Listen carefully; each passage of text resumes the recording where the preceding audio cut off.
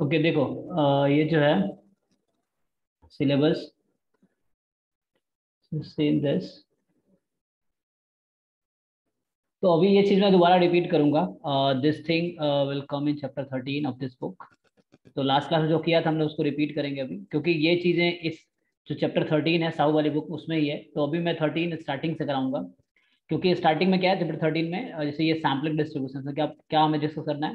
What is definition of random sample, what is a parameter, and what is statistics, then sampling distribution of a statistics, then order statistics, definition of the ना definition and distribution of rth order statistics. So वही distribution function PDF for IIT case of continuous distribution, then distribution of the smallest and the largest order xn और x1, उसका discuss करना है। ठीक है यहाँ तक। तो ये जो है चैप्टर 13 है पूरा, including this. So if you see this, almost ये जो टॉपिक्स हैं this is chapter 13 Sahu book में, मतलब ये चीजें डिस्कस करता है वो। Okay, so including limit theorem and this order statistics and random sample. तो 14 में भी कुछ पार्ट है, तो मतलब 13 अभी डिस्कस करेंगे आज, देन ऐसे 14 में हो जाएगा, जो कुछ बचेगा फिर 14 में है वो। ठीक है जी। सो अभी मैं चैप्टर 13 स्टार्टिंग से कर रहा हूँ, मतलब चैप्टर 13 पूरा करना है हमें, तो एक्सरसाइज भी कर सर पाएंगे। हम्म। क्वेश्चन बता देते ना सर बाई वेरिएट का। बाई वेरिएट का क्वेश्चंस तुम्हारे पास क्वेश्चंस है? पूछो क्वेश्चन, तुम लोगों ने ट्राई यस किया सर, है? साहो वाला, साहो अच्छा, की बुक वाला सर। तो ट्राई किया सब लोगों ने? तो पहले तुम्हें वो करना पड़ेगा, अलग करना पड़ेगा कि कौन कौन से क्वेश्चन सर बाई। एक बता दीजिए ना तो उसमें बन जाएगा। ओके, तो क्या है क्वेश्चन बताओ देखते हैं। एक्सरसाइज में। एक बार पहले तो पूरा चैप्टर करना नहीं था ना हमें, तो उसमें तुम देख लेना जो सिलेबस के अकॉर्डिंग वही क्वेश्चंस करना है ना। Yes sir. जैसे क्वेश्चन जो है मल्टीनोमियल डिस्ट्रीब्यूशन पे है या बाईवेरिएट नॉर्मल पे है। तो ऐसा करो, चैप्टर 11 12 चलो मैं आज होमवर्क में दे देता हूँ। चैप्टर 11 में क्या था, सिर्फ तुम्हें देखना है मल्टीनोमियल। तो मल्टीनोमियल तो ऐसे उसने जनरलाइज किया नहीं है साहू वाले में, तो तुम्हें मेनली जो बाईवेरिएट बाइनोमियल था उस पर क्वेश्चन करना है। और चैप्टर 12 में जो है तुम्हें सारा टॉपिक करना नहीं था, तुम्हें बस ये करना था बाईवेरिएट नॉर्मल। तो जो क्वेश्चन बाईवेरिएट नॉर्मल यहाँ लिख देता हूँ ताकि तुम लोग को याद रहेगा। एक मिनट। तो इसको हम नेक्स्ट क्लास में फिर अच्छे से डिस्कस करेंगे। तो अभी के लिए क्या है, देखो, जो चैप्टर 11 की एक्सरसाइज है उसमें तुम्हें वो सारे क्वेश्चन ढूंढने हैं, या मैं देखना पड़ेगा मुझे, मैं देख के बता सकता हूँ। So you have to see question based on, मतलब जो भी बाइनोमियल से रिलेटेड है, बाइनोमियल है या बाईवेरिएट बाइनोमियल होगा या मल्टीनोमियल है, तो उससे रिलेटेड क्वेश्चन करना चैप्टर 11 की एक्सरसाइज में। एंड चैप्टर 12 की एक्सरसाइज में जो है, क्योंकि पूरा चैप्टर नहीं करना है, पूरा हमने सिलेबस में है नहीं सब कुछ, है ना। तो इसमें हमें सिंपली क्या देखना है, बाईवेरिएट नॉर्मल।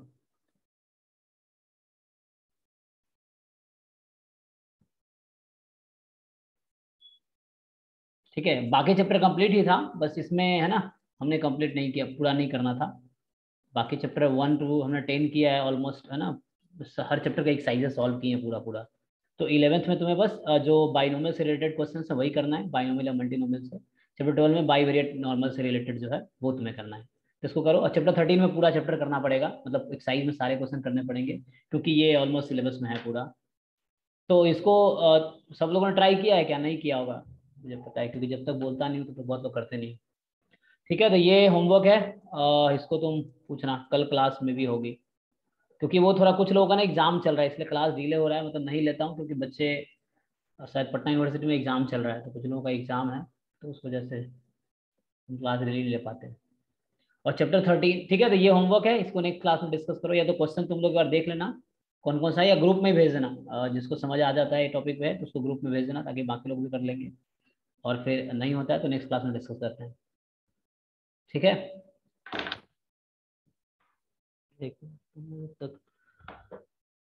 और 13 अभी स्टार्ट करते हैं, फिर 13 का भी 13 टाइम क्लास खत्म होने, चैप्टर एक दो क्लास का देगा।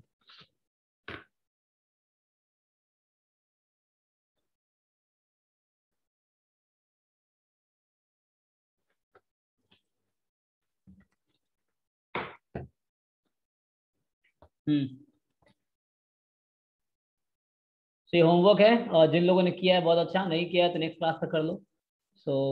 हम डिस्कस करेंगे नेक्स्ट क्लास में चैप्टर 11 और 12, 10 तक कर लिया था, और अभी 13 स्टार्ट करता हूँ, ठीक है। 13 में लास्ट क्लास में जो टॉपिक्स किए वो 13 में भी है, the like convergence in distribution, या कन्वर्जेंस इन प्रोबेबिलिटी, या weak law of large number, है ना, या सेंट्रल लिमिट थ्योरम। तो ये सब इस 13 में है, तो ये एक बार मैं रिपीट करूंगा, फिर क्वेश्चन इसमें जो होगा वो भी करेंगे, एक साइज में होगा ही। और ठीक है, सबसे पहले स्टार्ट करते हैं। जो चैप्टर का नाम है सीक्वेंस ऑफ रैंडम वेरिएबल, मतलब वही random sample. So what is definition of random sample?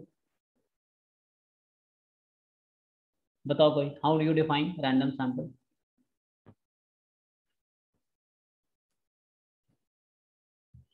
कोई बता सकता है?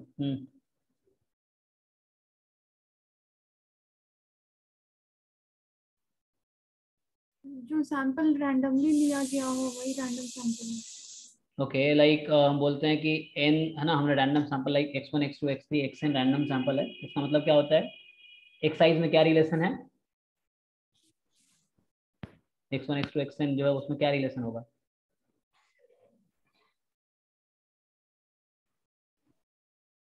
ये सारे मेरा सैंपल है, जो पॉपुलेशन से लिया गया हो। हाँ तो मैं कॉमन ऐसा, प्रॉपर्टी होगी। हाँ मतलब क्या होगा? population इंडिपेंडेंट होंगे और आइडेंटिकली डिस्ट्रीब्यूटेड होंगे, है ना। सो यू ऑल नो दिस। तो अगर मैं लिख दूँ इस टर्म में, लाइक तुम अगर बोलते हो कि, लाइक अगर ऐसा लिखते हैं, लेट, अब पूरा थ्योरी भी लिख सकते हो, लाइक इसमें डिफाइन किया हुआ इन्होंने कि वी टेक, लाइक इसमें डिफाइन किया उसने कि let X be a random variable associated with the experiment. कोई एक एक्सपेरिमेंट है जिससे, या कोई एक पॉपुलेशन है ना, अलग अलग तुम सैंपल कलेक्ट करते हो। सो एक्स के be the random variable associated with the kth repetition, then collection of random variable, this like you can say.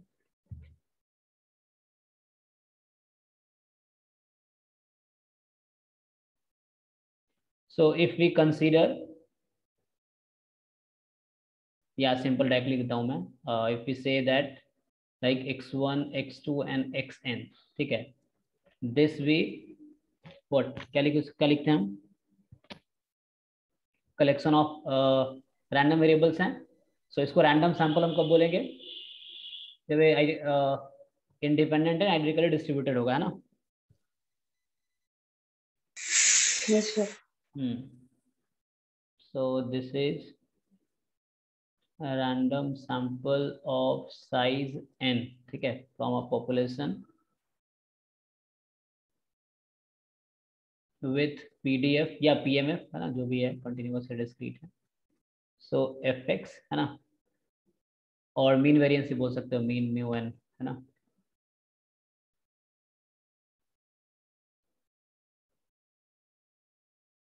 इसका मतलब क्या होता है? That is x1 x2 and xn are independent and identically distributed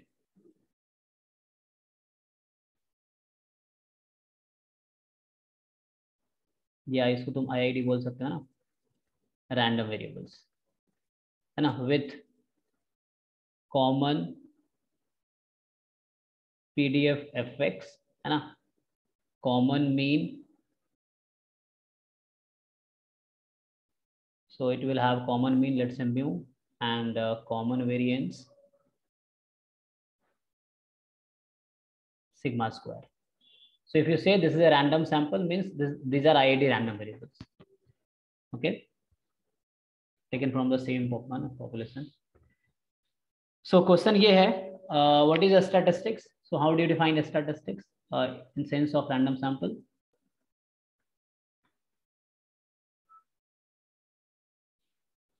कैसे define करते हो जी?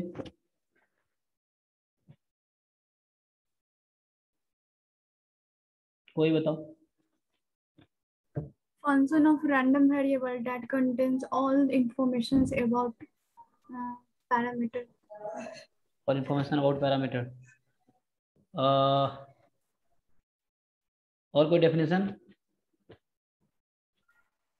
Sir, it is a function of random sample which is free from that unknown parameter. हाँ, mainly ये भी कुछ दिन पहले क्वेश्चन भी तो किसी ने पूछा था, उसने पूछा था, तुमने क्वेश्चन पूछा था ना, तो उसमें ये टर्म आया था कि which of the following is random sample, which of following is statistics. So क्या होगा, so statistics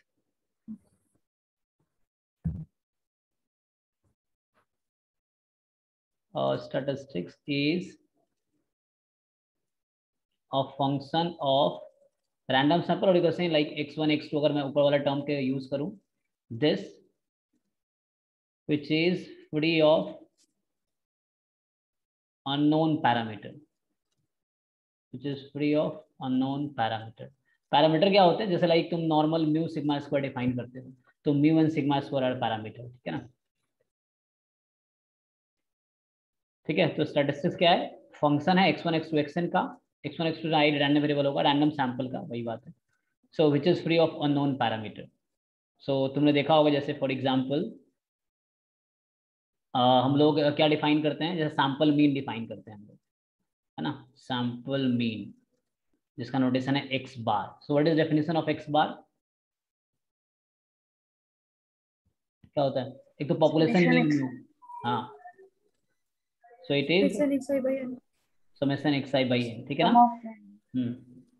so i from 1 to n, तो ये सैंपल मीन है. जैसे एक वर्ड है ना पॉपुलेशन मीन यूज होता है, तो ये तो तुम्हारा म्यू होता है ना, तो जो पॉपुलेशन का ये मोस्टली नोन होता है, और ये सैंपल मीन तुम्हारे पास रैंडम सैंपल है x1 x2 xn, तो उस केस में what is a sample mean.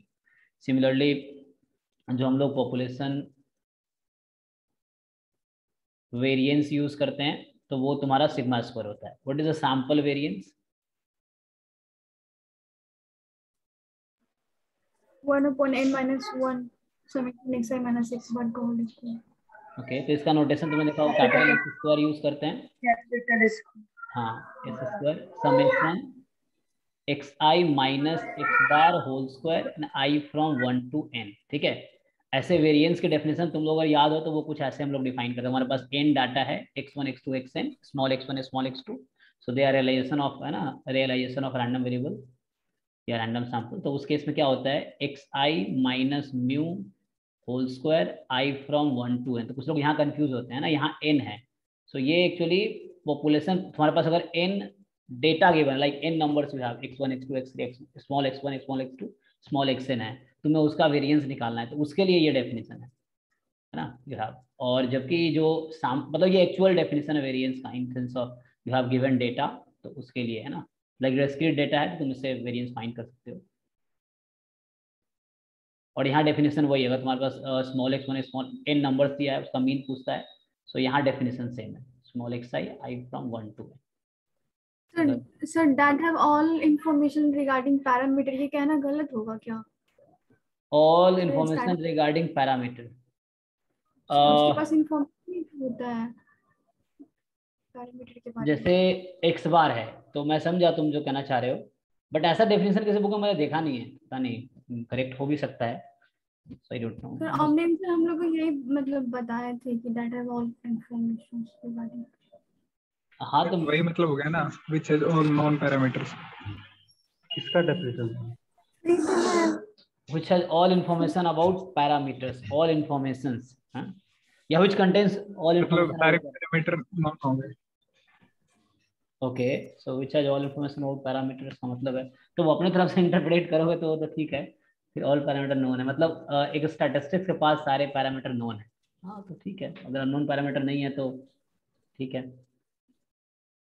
या which contains only known parameters, हाँ ठीक है, उस तरह से चलेगा, मतलब ध्यान कर, लेकिन बुक में यही मिलेगा, मुझे याद रहता है कि यही डेफिनेशन है, और इनफैक्ट यहाँ भी है, इसने लिखा है. ओके, तो मेनली क्या है, सो मेरा बताने का मतलब क्या है, सो हम लोग डिस्कस कर रहे थे जो x बार है and s square, these are statistics, ठीक है, in case of random sample जो होगा. तो अभी क्या डिस्कस करना है इन दोनों के बारे में स्पेशली, है ना, इस पे क्वेश्चंस भी आए हैं एग्जाम में, x बार और s स्क्वायर, और ये अभी आगे इन्फ्रेंस में बहुत यूज होगा इसका, x बार का s स्क्वायर का. ओके, तो इससे पहले क्या है, इसमें उन्होंने कुछ क्वेश्चंस तुम लोगों को प्रैक्टिस के लिए दिया हुआ है, सो ट्राई करो, देखते हैं।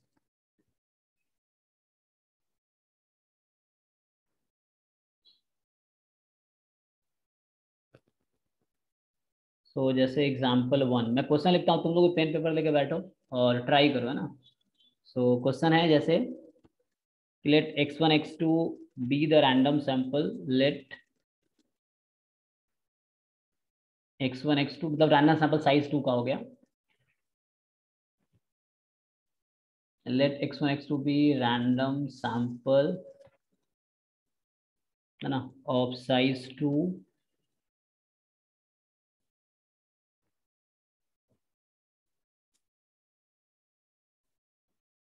from a distribution या from a population you can also say, so from a distribution with PDF, so तुम्हारे पास PDF है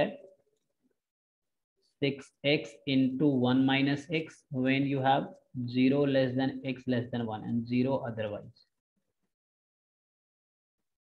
0 otherwise. So question ये है, okay, so what they are asking, what is the mean and variance of x1 plus x2. तो देखो जहां भी random sample word होगा तो ये तुम्हें डेफिनेशन से क्लियर हो जाना चाहिए कि आईआईडी रैंडम वेरिएबल है, इंडिपेंडेंट भी है और आइडेंटिकली डिस्ट्रीब्यूटेड है, ठीक है। रैंडम सैंपल का मतलब है कि they are IID random variables. So question है what is the, then they are asking what is mean of x1 plus x2 and what is the variance of x1 plus x2, मतलब ये y लिख दिया है, like they define this y is this, तुम्हें बताना है कि क्या होगा। जल्दी जल्दी कैलकुलेट करो इसको, ये एक नॉर्मल क्वेश्चन की तरह हो गया। साइज क्या है? 2 है ना, x1 x2, so y you have x1 plus x2, so they are asking you what is mean of y and what is variance of y, ठीक है। सर साइज क्या होता है सर, पता नहीं है। अच्छा, साइज मतलब कितने तुमने रैंडम वेरिएबल लिए हुए हैं, लाइक जैसे हमने x1 हमारा ऑब्जर्वेशन है, कुछ है जैसे नंबर ऑफ कुछ ले लो, है ना।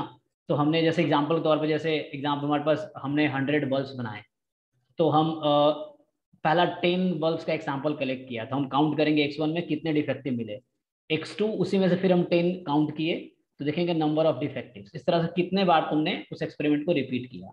तो साइज का मतलब है कि कितनी बार तुमने, how many time, like Yes. कितने रैंडम वेरिएबल तुम्हारे पास है या कितने सैंपल तुमने कलेक्ट किए, वंस ट्वाइस थ्राइस या कितनी बार, है ना। जैसे x1 x2 है, 2 ही है, साइज 2 है, मतलब साइज 2 का मतलब you have 2 random variable, you have taken 2 sample.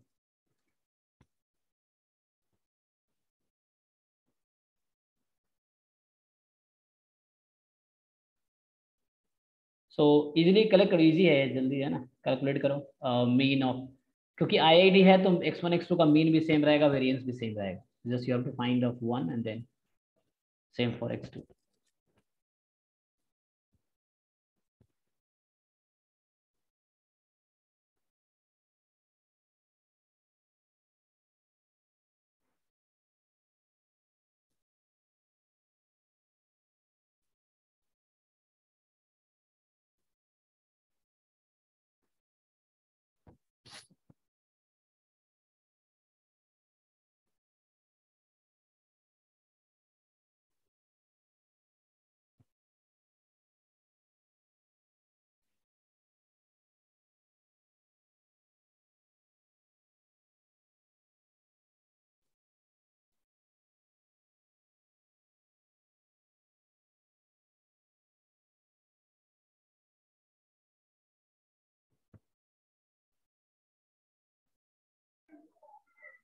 Sir, expectation of x1 plus x2 1. Okay, it is 1. What about variance? 1 by 10. 1 by 10।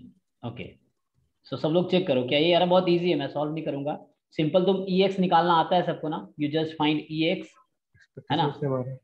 हाँ, तो x1 का मीन उतना ही होगा। बीटा डिस्ट्रीब्यूशन को find, okay, parameter 2,2. you can fit on that, okay। हाँ, x की power 2 - 1, 1 by x to power 2 - 1 and 1 upon gamma 2 gamma 3 ऊपर है gamma.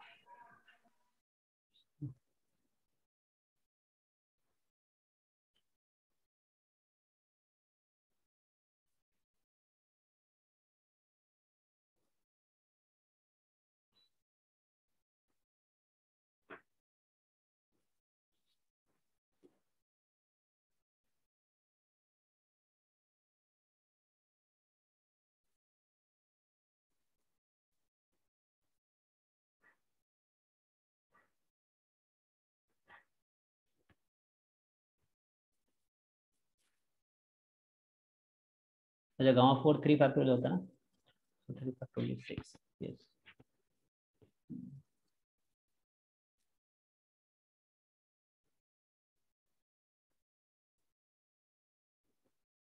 So what is said, you can write it as beta 2 2 है ना, x raised to power 2 minus 1 1 by x raised to power 2 minus 1. Yes sir, variance भी 1 by 10 है। तो यहाँ से ex you can find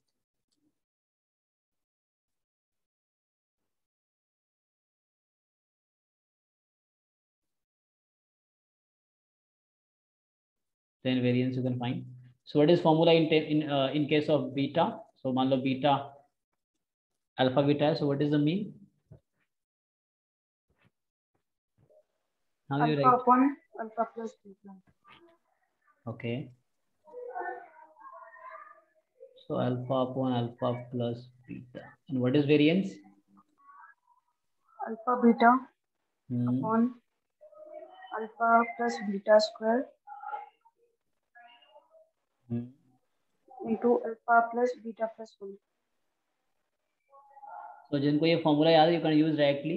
तो इससे एक रैंडम वेरिएबल कहा जाएगा, दोनों आईआईडी है, दोनों का मीन सेम रहेगा, वेरिएंस सेम रहेगा। यहाँ तुम्हारा 2 2 है ना, सो यू कैन सिंपली से सो x इज बीटा 2 2,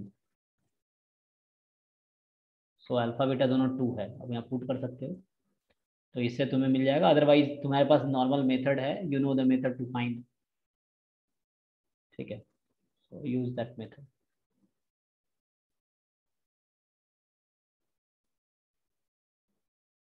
इसमें किसी को डाउट नहीं होना चाहिए ना, लाइक तुम सिंपल अगर डेफिनेशन यूज करना हो, मैं बता देता हूँ। लाइक तुम सीधा पहले ई एक्स निकाल लो, ई एक्स का पता है x इंटू है ना PDF 0 to 1 में, तो इससे तुम देख लो क्या आंसर आता है। So this I think you will gate half, है ना। एंड ई एक्स स्क्वायर ऐसे ही फाइंड कर लो। एक्स स्क्वायर क्या होता है, एक्स स्क्वायर टाइम PDF। एक तरीका ये भी है, मतलब अगर तुम्हें डायरेक्टली फॉर्मूला याद नहीं है तो 0 to 1 इसकी वैल्यू फाइंड कर लो, ये तुम्हारा आएगा ई एक्स स्क्वायर, इसने फाइंड किया है। So this is something like कितना है, 3/10, so it is 3/10। 3/10, yes sir। और उससे फिर वेरिएंस निकाल लोगे तुम लोग, है ना, तो इस तरीके से। और ई एक्स लिखा हो तो x1 x2 दोनों का सेम मीन है, तो इस तरह वेरिएंस निकाल लोगे, तो आई थिंक 1/20 आएगा। तो उसके बाद फिर हो गया, है ना। फिर मीन निकालना है, तो ये आईआईडी है, तो you can simply break. So like तुम्हें e of x1 plus x2 चाहिए, सो e x1 plus e x2। अगर इस तरीके से करना है तो दोनों का हाफ हाफ है, तो सम 1 होगा। और डायरेक्टली अगर पता चल जाता है तो e of x1 plus x2, so independent है, इसीलिए variance x1 plus variance x2, और कोवेरिएंस 0 हो गया, वरना 2 टाइम्स कोवेरिएंस x1 x2 होता। एंड दैट इज ये तुम्हारा 1/20 प्लस 1/20, तो ये तुम्हारा 2/20 मतलब 1/10 आ गया। एक तरीका ये था। और second way you have this, directly you can fit this on the this beta standard form of beta, then you find ex। Same तरीके से ये सेम प्रोसेस होगा, इसके बाद भी तुम्हें बीटा के बाद ये करना पड़ेगा। ओके,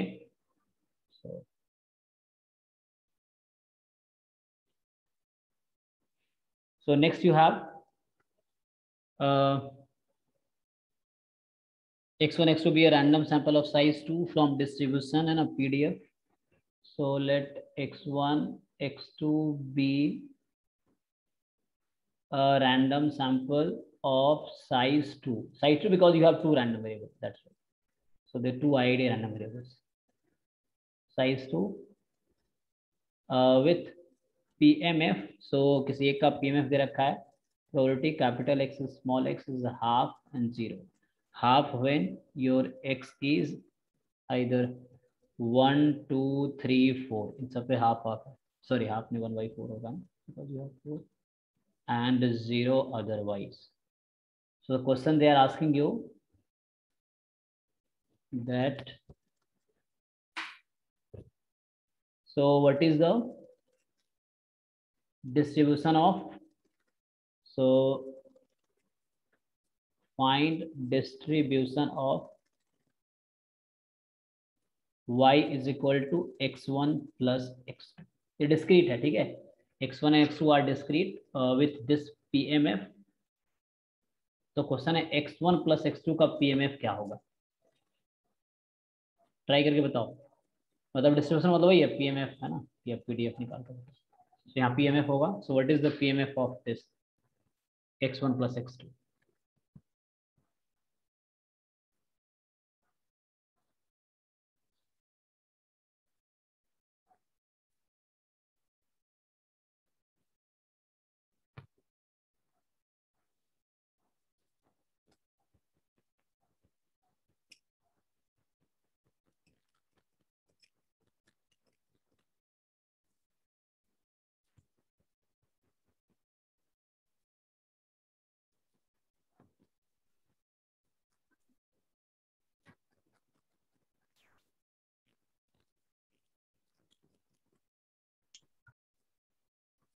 सर बस y की वैल्यू चेंज हो जाएगी ना?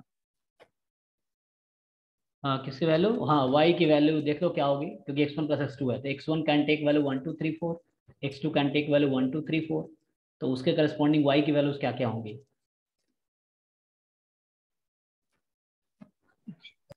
तो सम जो भी पॉसिबल सम है उसके हिसाब से खुद से करके देखो सब लोग पहले, है ना। मान लो इस तरह के एग्जाम में क्वेश्चन आएंगे तो अनसॉल्व क्वेश्चन करने की प्रैक्टिस रखोगे तो फायदा ही होगा कि सही रहेगा।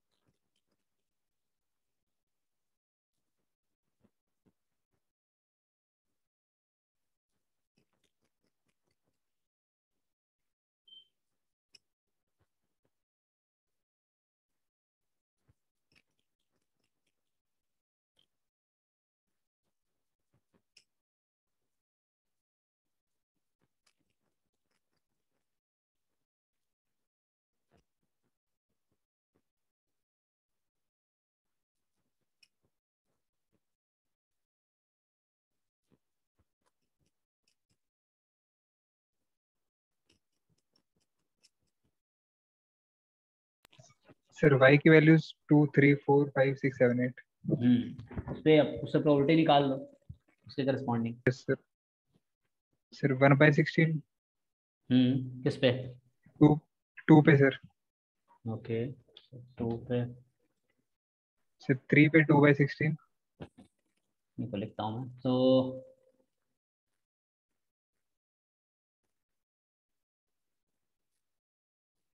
हाँ, तो इस तरीके से y, सो y की वैल्यू सम लेंगे तो सम 2 मिनिमम होगी, 3 4 5 6 7 एंड 8 इज द मैक्सिमम। और प्रोबेबिलिटी एट y, सो 2 पे कितना आया? 1/16। 3 पे 3 पे 2/16। 3/16। ओके 4/16। 3/16। 2/16। 1/16। ओके, बाकी लोग चेक करो कि आप लोग का यही आ रहा है।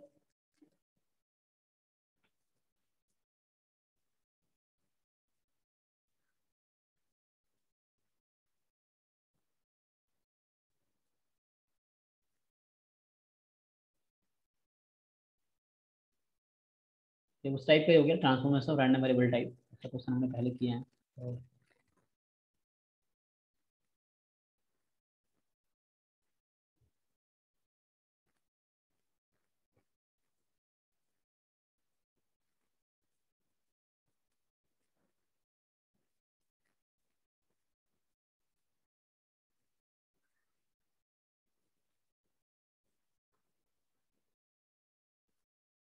सबका आ रहा है यही जी, किसी को डाउट है इसमें?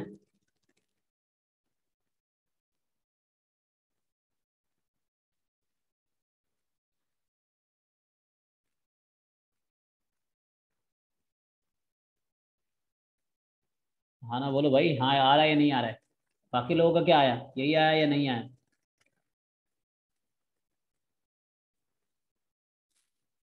या सॉल्व कर रहे हो तो कोई बात नहीं, सॉल्व करो, टेक टाइम हो करो।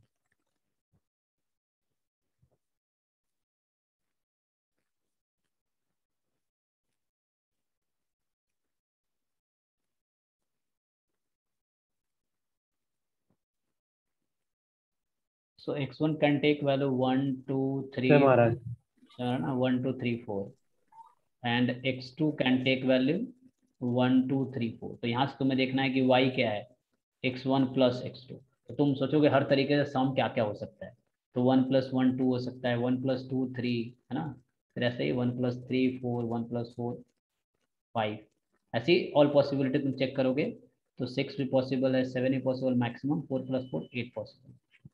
सो दीज आर पॉसिबल सम। अब तुम क्या करोगे, डिस्क्रीट में क्या होता है, सिंपली ईच पॉइंट पे मुझे अब मास चाहिए। लाइक y की वैल्यू जब 2 है तो मास क्या है, तो y2 का मतलब क्या है, x1 एंड x2 दोनों 1 1 है। इंडिपेंडेंट है, तुम इसको ब्रेक कर सकते हो, है ना? सो इंडिपेंडेंट है तो you can right like this, है ना? सैंपल जो ही रैंडम सैंपल बोले तो इसका मतलब है इंडिपेंडेंट और आइडेंटिकली डिस्ट्रीब्यूटेड है। तो सो 1/4 इस पे है मास और 1/4 इस पे, तो 1/16 हो गया। इस तरह से तुम बाकी पॉइंट पे निकाल लो, y की वैल्यू 3 है तो क्या पॉसिबिलिटी है, x1 y2 हो सकता है या x2 y1 हो सकता है। मैं ऐसे लिख रहा हूँ, मतलब x1 1 है, x2 2 है, लाइक दिस। तो इस तरीके से अलग अलग कर सकते हो तुम इसको। x1 1 है और x2 2 है, और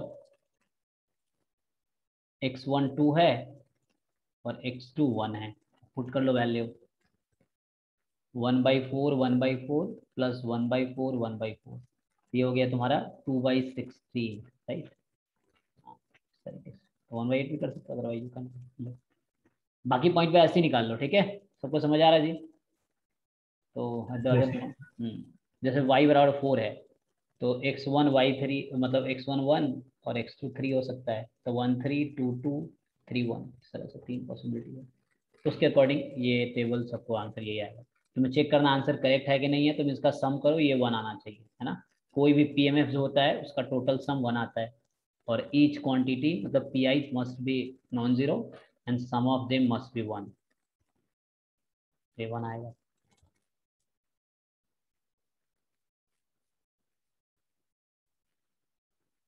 सो everyone can do this easily. किसी को डाउट है तो बोलो, अगर किसी को लगता है कि अभी प्रॉब्लम है तो you speak.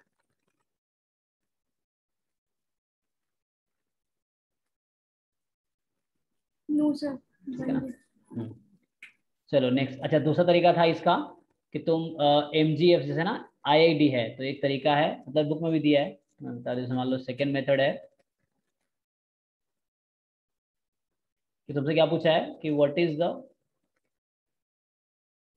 Distribution of x1 + x2। तुम क्या कर सकते हो, अगर MGF ऑफ फाइंड करो x1 + x2 का, तो क्या होगा, x1 + x2 का MGF। और तुम्हें याद था, ये फॉर्मूला याद होगा क्योंकि ये इंडिपेंडेंट है, x1 x2 are independent, random sample है ना, तो सैंपल आर इंडिपेंडेंट IID होते हैं, तो इंडिपेंडेंट है।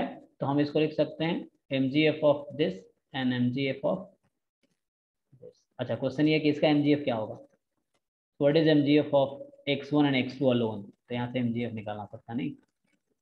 ओके, तो MGF की डेफिनेशन क्या है, अगर इसका मैं MGF फाइंड करता हूँ, MXT expectation of e⁻TX। Okay, so e⁻TX ये हो जाएगा summation E raise to power T x और प्रोबेबिलिटी एट एक्स, तो हर पॉइंट प्रोबेबिलिटी तो 1/4 है, और आई फ्रॉम 1 to 4 है ना, मतलब आई मतलब यहाँ एक्स की वैल्यू 1 से 4, एक्स 1 हो सकता है, 2 3 4, सो यू कैन राइट, सो इसको सिंप्लीफाई कर लो है ना, तो क्या हो गया 1/4 बाहर है, e raise to power t plus e raise to power 2t plus e raise to power 3t e raise to power 4t, यही खत्म हो जाएगा ना। ओके, तो ये तुम्हारे पास mgf आया इसका, अब यहाँ पे इसको पुट कर लो, क्या होता 1/4 और ये वाला लिखेंगे e raise to power t, e raise to power 2t, e raise to power 3t, e raise to power 4t, same उसका भी होगा क्योंकि IID है, 1/4 e raise to power t, e raise to power 2t, e raise to power 3t, e raise to power 4t। अब इन दोनों को multiply कर सकते हो तो 1/16 बाहर हो जाएगा। अब मल्टीप्लाई कर लो दोनों टर्म को, 4 टर्म है तो टोटल मल्टीप्लाई के 16 टर्म होगा, फिर बाद में उस टर्म को हम एक साथ ले लेंगे सेम पावर वाले टर्म को, तो e raise to power t, e raise to power t क्या होगा ई रेस टू पावर 2t, फिर है ना इसको इसको मल्टीप्लाई किया, फिर इसी वाले को तुम इसके साथ करो, फिर इसी वाले को इसके साथ करो, तो फाइनली क्या होगा ऐसे ही 16 टर्म होगा, तो 2 को जब 1 से करोगे पावर 3, तो 2 time E raise to power 3t आएगा, 3 time E raise to power 4t होगा, 5 कब होगा 3 2 2 3, तो यहाँ 2 time E raise to power 5t होगा, ठीक है ना, 2 3 4 5 क्या क्या हो सकता है, सॉरी सॉरी हाँ 4 ज़्यादा, आएगा। हाँ हाँ हाँ, क्योंकि 1 4 भी तो है, मतलब 1 4 4 1 2 3 3 2, तो इस तरह से 4 टर्म मिलके 4 टर्म जो है मिलके 5t बनाएगा, ठीक है। ऐसे ही अब पावर 60 है, तो 6 के लिए मतलब जब मल्टीप्लाई करेंगे तो ये आएगा 3 टाइम 60, क्योंकि ये पावर है ना 1 1 के साथ पूरा नहीं होगा, 3 3 फिर 2 4 4 and plus you will get 2 terms which will contribute power 70, कौन सा 3 4 4 3, हाँ, and only 1 term will contribute power 8। अब तुम्हें पता है कि ये MGF देख के हम बता सकते हैं कि प्रोबेबिलिटी क्या होगी, क्योंकि है ना ये सम में है, तो this is something Yes. Like, अगर इसको ऐसे लिखो summation E raise to power T X and probability at X, तो ये प्रोबेबिलिटी जो है और एक्स की वैल्यू कहाँ से स्टार्ट हो रही है 2 से लेके 8 तक जा रही है ना, तो ये कुछ और नहीं इस तरह से फॉर्म है e raise to power T x, और ये प्रोबेबिलिटी ईच पॉइंट पे 1/16 टाइप है। अच्छा यहाँ पे सॉरी ये हमने पॉइंट नहीं देखा, इसको पूरा ऐसा रखना पड़ेगा, ऐसे लिखना गलत हो जाएगा। अच्छा ये वाला ठीक था, लाइक फर्स्ट वाले में कोई प्रॉब्लम नहीं है, सो राइटिंग दिस ये ठीक है, इधर डेफिनेशन ही है, तो इसको इस टर्म अगर मल्टीप्लाई कर दो तो क्या पता चलेगा कि जब हम अगर 16 को साथ में मल्टीप्लाई कर देते तो क्या होता, कर जब पावर 1 है, या देख लो इसको, जैसे अगर मैं मल्टीप्लाई करता हूँ, so 1/16 e raise to power 2t है ना, 2/16 e raise to power 3t, 3/16 e raise to power 4t, फिर 4/16 ई रेस टू पावर 5t, ठीक है, फिर इसके हिसाब से 3/16 e raise to power 6t, फिर 2/16 e raise to power 7t and 1/16 e raise to power 8t। तो यहाँ से हम सिंपली अब इसको देख के हम पता लगाएंगे, ओके सो जो भी पावर के साथ टी के साथ कोएफिशिएंट है पावर में, उस पॉइंट पे प्रोबेबिलिटी बाहर है, तो वही टेबल आएगा, ठीक है, same formula will get y, और यहाँ पे पी वाई 2 3 4 5 6 7 8, तो ये सब कोएफिशिएंट है टी का ई के पावर में, और करस्पॉन्डिंग बाहर जो नंबर्स हैं these are probabilities, okay. So this will be 1/16, 2/16, 3/16, 4/16, then 3/16, 2/16, 1/16। Fine, तो इस तरीके से भी सोच सकते हैं MCF। Okay, so next example we have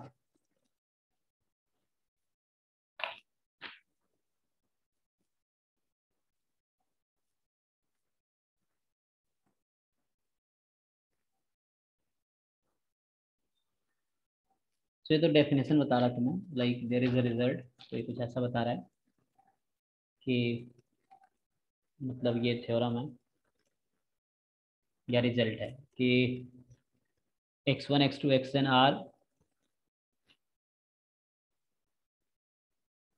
so if x1 x2 and so on xn इस तरीके से are mutually independent random variables with PDFs. So ऐसा है fx1 या f1 बोल दो इसको, f1x f2x and so on fnx. देखो इतनी सारी लाइन है, ये कुछ ऐसे भी लिखी जा सकती थी. दैट इज अगर मैं इसी लाइन को ऐसे लिखता, सो लाइक इफ सीक्वेंस बनाए थे ना, x I from 1 to n be independent random variables या म्यूचुअली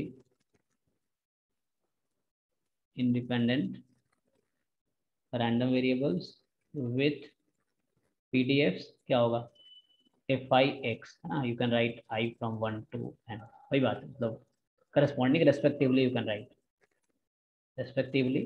So x1 का PDF f1x है, f2 का f2x है, x3 का f3x है and so on. So corresponding PDFs पता है. So what they are asking you, and mean जो है मान लो ऐसा है, means या expectation e of xi. Okay,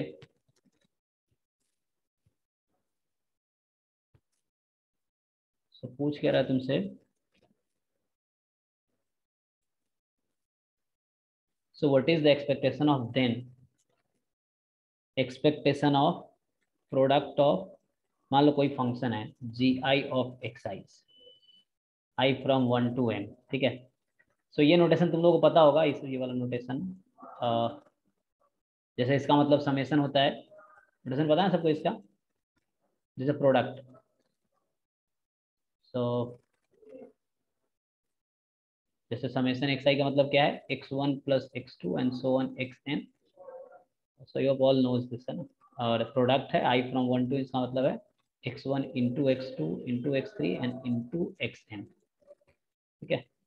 तो एक सम प्रोडक्ट का एक समेशन का है क्या. सो इसको क्या लिख सकते हैं हम, और देखो इंडिपेंडेंट दे दिया है तुम्हें, तो इसमें क्या दिया हुआ है, इंडिपेंडेंट. तो ये कॉन्सेप्ट हमने पहले भी पढ़ा था इस तरह से कि g1x g2x इस तरह से है, और इंडिपेंडेंट हम क्या कर सकते हैं, product can be taken outside, और ये हो जाएगा e of gi of xi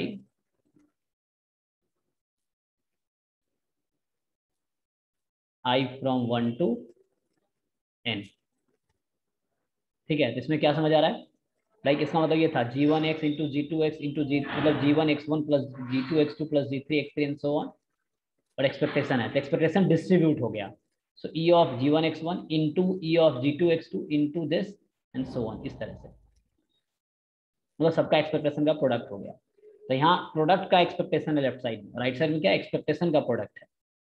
तो इसको अगर तुम ओपन करके लिखना चाहो तो ये कुछ ऐसा है, मतलब ये कुछ ऐसा बोलना चाह रहा था कि एक्सपेक्टेशन ऑफ जैसे है g1x1 into g2x2 and gn(xn).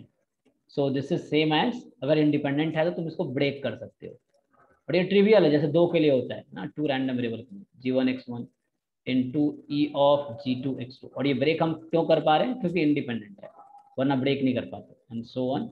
So expectation of gn(xn), ठीक है जी. इसमें किसी को डाउट तो नहीं ना, ये सिंपल एक्सपेक्टेशन की एक प्रॉपर्टी लिख दिया है कि इंडिपेंडेंट है सो यू कैन ब्रेक, जैसे डेफिनेशन भी होता है ना, if x and y are independent, if x and y are independent, ये प्रॉपर्टी है डेफिनेशन में, independent then e of x into y, this is ex into ey. तो ये सिंपल एक प्रॉपर्टी है, और कंसिक्वेंटली तुम ये भी लिख सकते हो कि e of, मान लो ऐसा है fx into gy, सो f से कंफ्यूज नहीं होना, इसलिए मैं g कर देता हूँ, g1 of x and g2 of y. So you can simply write it e of g1x and e of g2y, मतलब अलग अलग फंक्शन इसको ब्रेक कर देंगे. कब ब्रेक कर पाएंगे, जब इंडिपेंडेंट होगा, ठीक है. तो simply you can break the expectation over different variable अगर इंडिपेंडेंट है तो. Fine, okay. तो यही प्रॉपर्टी लिखा है, प्रूफ भी वैसे ही है. So the next question you have, easy है तो कर लो इसके लिए. सो एग्जाम्पल 3 अभी के लिए कर रहे हैं. So question is, let x and y be random sample नहीं, ठीक है, be random variable, not independent, कुछ नहीं दिया, रैंडम सैंपल भी नहीं, इंडिपेंडेंट भी नहीं. So x y be random variables, okay, with joint PDF f of xy as e raised to power minus x plus y when xy both are more than 0, less than infinity, and 0 otherwise. So the question is, what is the mean of, then find mean of z, and z is nothing but x square y square plus xy square plus x square plus x. बताओ, तुम्हें joint PDF पता है और उससे बताना है कि what is mean of this random variable. Try करो सब लोग.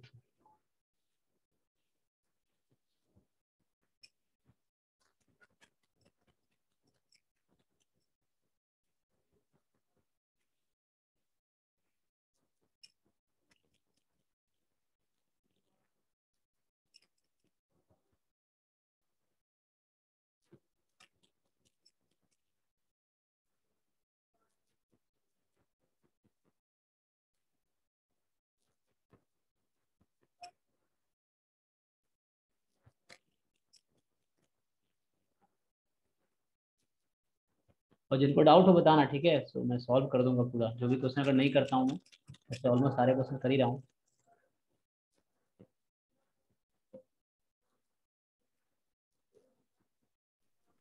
सर 9. कितना, 9? ओके, तो कैसे किया? yes sir 9 होगा. सर x और y इंडिपेंडेंट है. PDF से. तुम्हें दिखना चाहिए यहाँ से कि you can break it into 2 parts, ठीक है, e raised to power minus x into e raised to power minus y. सो अगर तुम ये नोटिस कर लेते हो, then it's easy for you, right. तो इंडिविजुअली तुम पीडीएफ निकाल पाओगे. तो सिंपल क्या है कि जब तुम ये देखते हो, ओके, एफ एक्स वाई है e raised to power minus x plus y, so this is nothing but e of minus x into e of minus y, और प्रोडक्ट हो गया है ना. और यहाँ जो सपोर्ट है वो भी एक दूसरे पे डिपेंड नहीं कर रहा है, सो दे विल बी इंडिपेंडेंट इस तरह से. And x is alone between 0 to infinity, y alone between 0 to infinity, तो उसको एक साथ लिखा गया था. So you can simply say, okay, F X का पीडीएफ जो है e raised to power minus x from 0 to infinity, and F Y जो है this e raised to power minus y from 0 to infinity. तो इससे पता ये चल गया एक तो कि दोनों का पीडीएफ सेम है, तो दोनों आइडेंटिकली डिस्ट्रीब्यूटेड है, और दूसरी चीजें दोनों इंडिपेंडेंट है. तो यहाँ से क्या पता चल गया कि independent and identically distributed, independent and identically distributed है. सर इस चैप्टर का क्या नाम है? चैप्टर 13 है, ठीक है. तो ये है इंडिपेंडेंट एंड आइडेंटिकली डिस्ट्रीब्यूटेड. 13 हमने स्टार्टिंग से स्टार्ट किया है. ऐसे लास्ट क्लास में जो हमने किया था वो भी चैप्टर 13 का ही पार्ट था, तो सिलेबस के हिसाब से चल रहे थे. पहले वो टॉपिक लिखा था, इसलिए पहले वो करा दिया, बट मैं उसको रिपीट करूंगा लास्ट क्लास वाला भी, फिर क्वेश्चंस भी और करेंगे उस पर बेस्ड. तो आईआईडी हो गया. अब निकाल लो. अब यहाँ से तुम डायरेक्टली दिख रहा होगा, okay, X Y both are, है ना, X Y both are IID. इसको क्या बोलते हैं? एक्सपोनेंशियल 1, है ना. सो मीन ऑफ क्या होता है इसका? 1 आएगा. वेरिएंस क्या होता है? ये भी 1 आएगा. वेरिएंस क्यों लिख रहा हूँ? क्योंकि इससे ई एक्स स्क्वायर ईजिली आ जाएगा. तो वेरिएंस जो होता है ई एक्स स्क्वायर माइनस ई एक्स का होल स्क्वायर, दैट इज 1. सो यहाँ से ई एक्स स्क्वायर मुझे क्या मिल गया जी? 2, क्योंकि ई एक्स 1 है, ठीक है जी.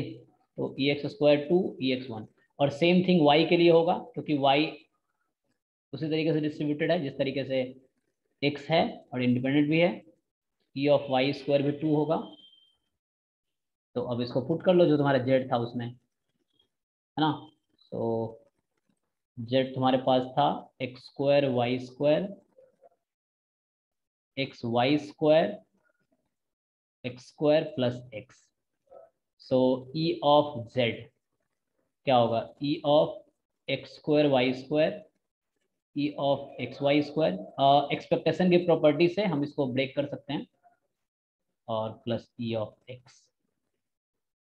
तो ये एक्सपेक्टेशन प्रॉपर्टी से हुआ। अब ये इसको हम ब्रेक कर पाएंगे due to independence. So independent है एक्स वाई, इसीलिए इसको हम ब्रेक कर पाएंगे।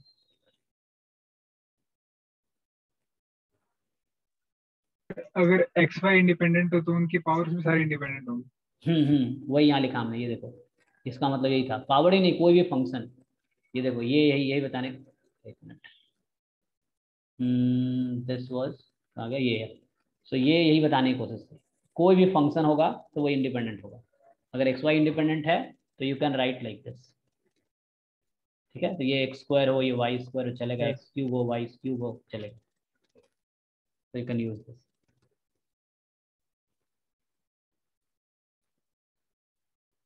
तो उसके अकॉर्डिंग अब ये 2 आया, 2 ये था 1, ये है 2, दिस इज 2, दिस इज 1, हो गया 4 + 2 + 2 + 1, सो 9। ओके, सो देखो ये अभी सर उसमें ऊपर वाली, सर जो ऊपर वाली प्रॉपर्टी थी उसमें जो फंक्शन है वो कॉन्टिन्यूस होना जरूरी है ना? अच्छा हमने कॉन्टिन्यूअस रैंडम वेरिएबल लिया है। Yes sir, yes. ऐसे ये तुम डिस्क्रीट के लिए भी कर सकते हो, कोई प्रॉब्लम नहीं होगा, ये डिस्क्रीट के लिए भी होल्ड करेगा।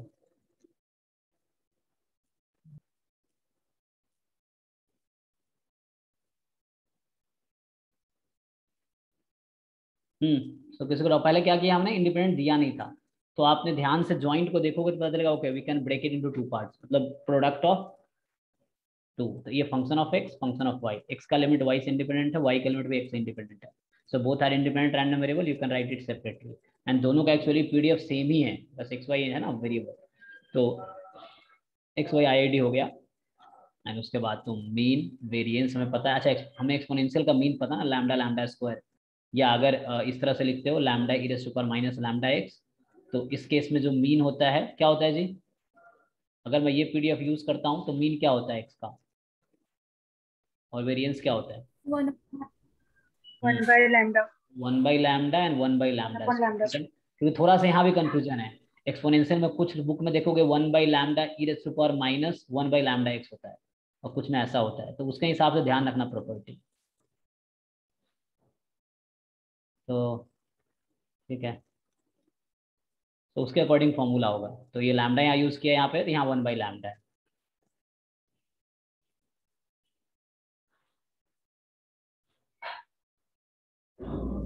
ठीक है जी, तो इसमें किसी को डाउट नहीं होना चाहिए। So now we have next concept.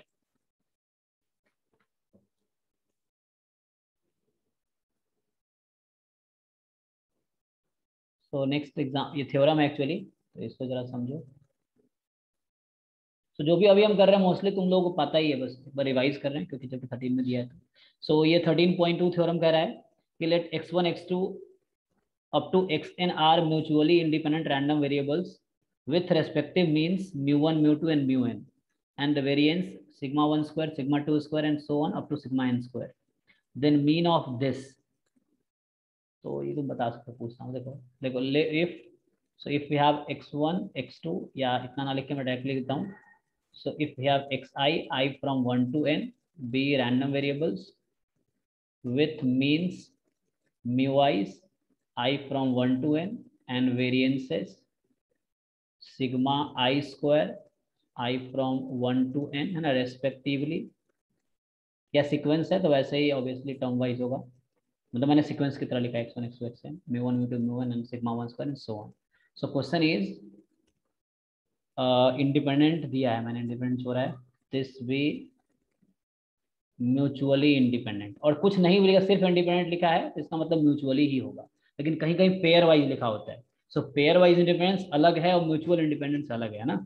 Pair wise independent मतलब सिर्फ दो के लिए काम करेगा, म्यूचुअल है या सिर्फ इंडिपेंडेंट लिखा है तो वो तुम कैसे भी यूज कर सकते हो। तो अगर मैं सिर्फ लिखता हूँ इंडिपेंडेंट है तो इसका मतलब है म्यूचुअल इंडिपेंडेंट है। So xi's are independent, है ना, with mean this, variance this. So question they are asking you, suppose y I have, y is summation ai xi, I from 1 to n, मतलब a1 x1 a2 x2, है ना.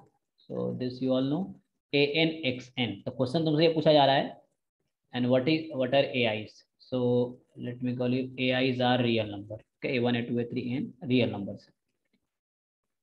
So what is mean of y and what is variance of y? So this you can find easily, right? बताओ क्या होगा, what is mean of y and what is variance of y?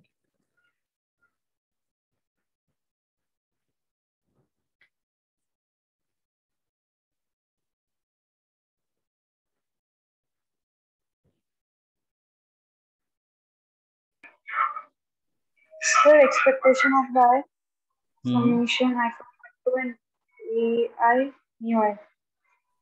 ai mu i, हाँ, I from 1 to n, simple break हो जाएगा. हाँ, और variance, Variance summation from 1 to n ai square हाँ, sigma I square. Sigma I square, I from 1 to n. Independent है तो covariance 0 हो जाएगा, इसीलिए वेरिएंस में डिफरेंस नहीं आएगा ना. तो सिंपल एक्सपेक्टेशन जब लगाओगे y पे, तो हर टर्म पे ब्रेक हो जाएगा expectation, e of a1 x1 plus e of a2 x1 so on. a1 बाहर हो जाएगा तो a1 टाइम ex1, ऐसे a2 बाहर हो जाएगा तो a2 time ex2 and so on, an time exn. और ei's are mu i's, so a1 mu 1 plus a2 mu 2 plus a3 mu 3 and so on an mu n, जिसको short में हमने ये लिखा है. सेम थिंग वेरिएंस के लिए होगा. सो वेरिएंस में क्या है, कांस्टेंट स्क्वायर बन के बाहर आता है. So like variance of a1 x1, तो a1 स्क्वायर बाहर आएगा, variance of x1, variance of x1 है sigma 1 square. And same thing her term के लिए होगा, तो a1 sigma 1 square plus a2 sigma 2 square. तो वो चीज़ यहाँ पे शॉर्ट में लिखा है. सो जस्ट ये एक है ना कॉन्सेप्ट है, इजीली तुम लोग इसको प्रूव कर सकते हो, वेरीफाई कर सकते हो.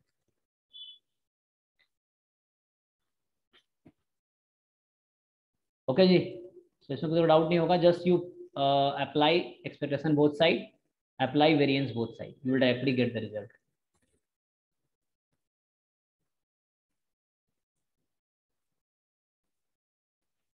तो इसी बेस्ड एक एग्जांपल है और वो सिंपल है. तुमसे ये बोल रहा है कि x1 x2 are independent random variables, x1 and x2 are independent random variables, ठीक है. सो तुम्हें दे रखा है μ1 is -4, μ2 is 3, sigma 1 square is 4 and sigma 2 square is 9. So question they are asking you, y is 3x1 minus 2x2. So what is the mean of y and what is variance of y? Just ऊपर वाले question का मतलब ऊपर वाला जो concept था, result था या थ्योरम था, उसका एप्लीकेशन है.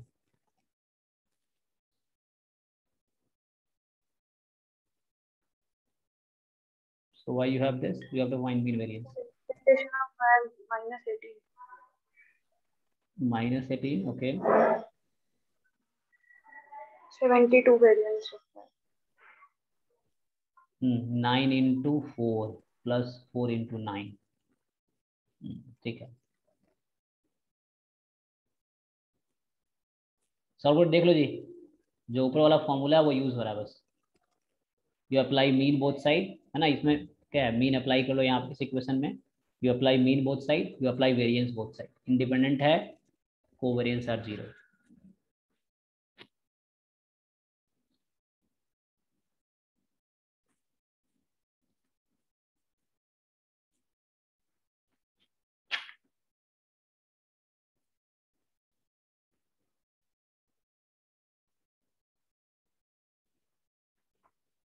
ठीक है जी, इसको डाउट है इसमें? सिंपल है, 3 into mu 1 minus 2 into mu 2. हाँ सर यही होगा. सो नेक्स्ट रिजल्ट वी हैव, या थ्योरम बोल दो तो, if x1 comma x2 and xn be a random sample from a population, कोई population उसका. So you already know x bar. So question is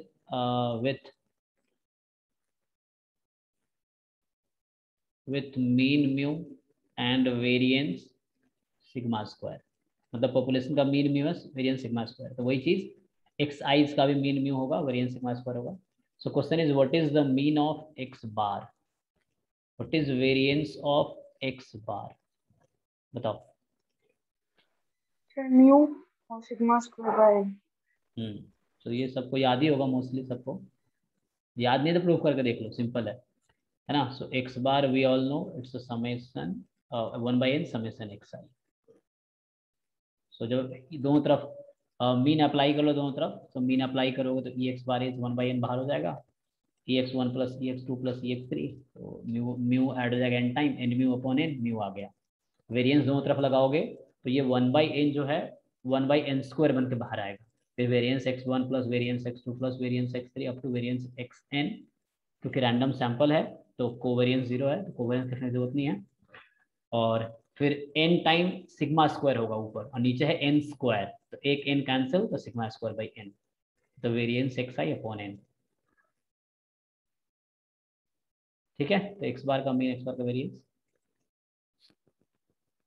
और ये हमने जनरल लिख दिया है। तो कोई भी सैंपल होगा, ये पॉपुलेशन कुछ भी हो, मतलब पॉपुलेशन का डिस्ट्रीब्यूशन कुछ भी हो, लाइक है ना, चाहे वो पॉइजन हो, नॉर्मल हो, एक्सपोनेंशियल हो, या कोई भी हो, तो उस केस में ये फॉर्मूला इन जनरल ट्रू होगा किसी भी सैंपल के लिए।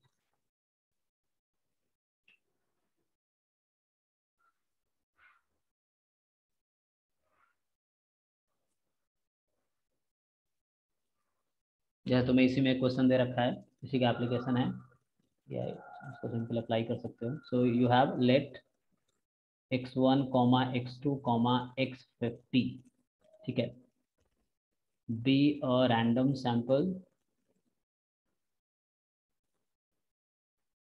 ठीक है, ऑफ साइज 50, वो तुम्हें दिख भी रहा है, सही लिखने की जरूरत नहीं है ना, विथ PDF, है ना, या सो ये कुछ ऐसा लिख दिया है, f of x as 1/θ e to power minus x/θ, है ना, x is more than equal to 0 and 0 otherwise. So the question is, question क्या पूछ रहा है आपसे, वही चीज है, what is the expectation of x bar and what is the variance of x बार, ठीक है। Sir expectation of x bar क्या होगा, थीटा, और ये theta square by 50, theta square by, तो सिंपल इसी का एप्लीकेशन है ना। सिंपल तुम्हें देखना है कि जो एक x है, किसी एक xi का मीन क्या है, तुम्हें यहाँ देख के समझ आ रहा होगा। ओके, सो ये क्या बताना चाह रहा है कि each xi is exponential theta, यहाँ मैं एक्सपोनेंशियल थीटा लिख रहा हूँ, तो 1/θ लिखना चाहो लिख सकते हो, तो वो डिपेंड करता है, बस तुम्हें PDF अकॉर्डिंग मीन याद होना चाहिए। So each xi will have mean, यहाँ 1/θ है तो मीन थीटा होगा, and variance of each xi will have variance theta square. अब वो फॉर्मूला लगा लेंगे ऊपर वाला, है ना, मतलब ये म्यू हुआ और ये सिग्मा स्क्वायर हुआ, ठीक है, तो mu is theta and sigma square is theta square, तो ये आ गया। बाकी ऐसा कोई भी डिस्ट्रीब्यूशन देगा, कोई भी पॉपुलेशन देगा, सो यू कैन फाइंड। तो जिनको अगर लगता है मतलब करना है तो मैं कर सकता हूँ, मतलब ये सब सबको पता ही होगा, सबने किया ही। Okay, what about moment generating function, तो यहाँ मैंने तुमसे मीन पूछा एक्स बार का, वेरिएंस पूछा है, so what is the MGF of x bar, mx bar of t, MGF of x bar, तो सैंपल मीन है, उसका MGF क्या होगा।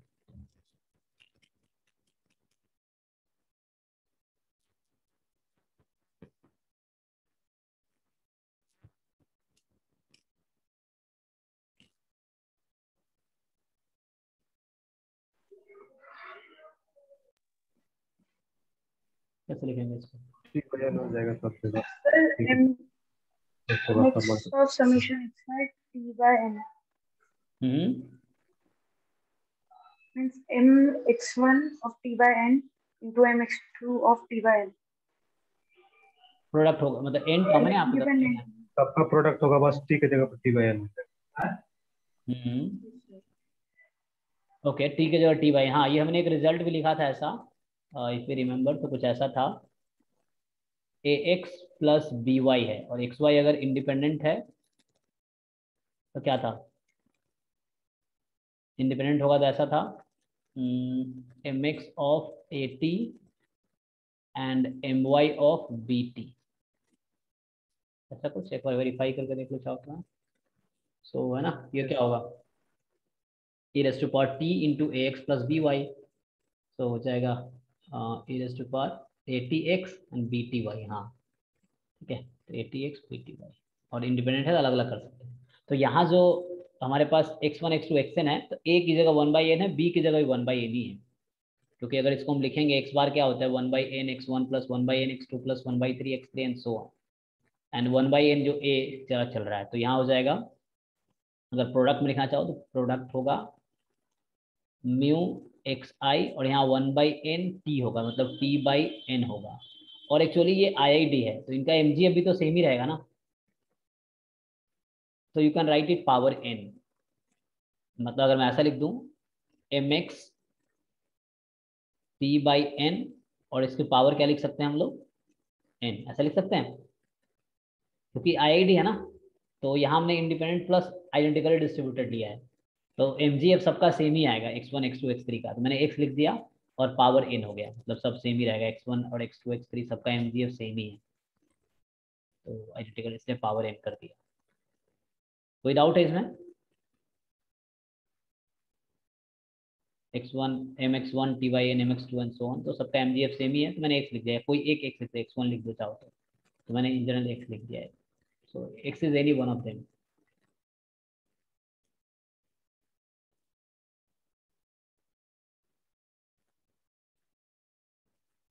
और ये क्या था, रैंडम सैंपल था, मतलब इंडिपेंडेंट प्लस आइडेंटिकली डिस्ट्रीब्यूटेड। इसको सेपरेटली अगर लिखूं मैं, जैसे इसमें थ्योरम के तौर पर लिखा है कि let x1 x2 and xn be independent, जो यहाँ मैं लिख रहा था एक मिनट, इसको जो लिखा हूँ तो ये कब होल्ड कर रहा है, जब xy इंडिपेंडेंट है, when xy are independent, when xy are independent. Okay, ये सब था। तो यहाँ होगा these are independent random variables,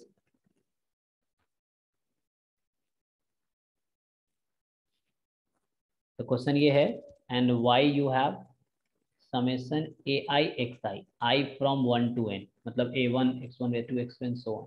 So question is what is mgf of y, तो है ना, इसके अकॉर्डिंग तुम a1 x1 plus a2 x2 and so on an xn है, तो हम mgf जब लिखेंगे तो क्या हो जाएगा, m1 मतलब पहले वाले का a1t, फिर m2 a2t, ये समझ आ रहा है कैसे लिख रहा हूँ। सो इसको मैं अगर ऐसे भी हटा के लिखता हूँ, सो m y की जगह क्या है, a1 x1, मैं y की जगह ले रहा हूँ an xn, y को रिप्लेस किया उससे t, और वो जो इंडिपेंडेंट वाला प्रॉपर्टी है उसी को यूज करो।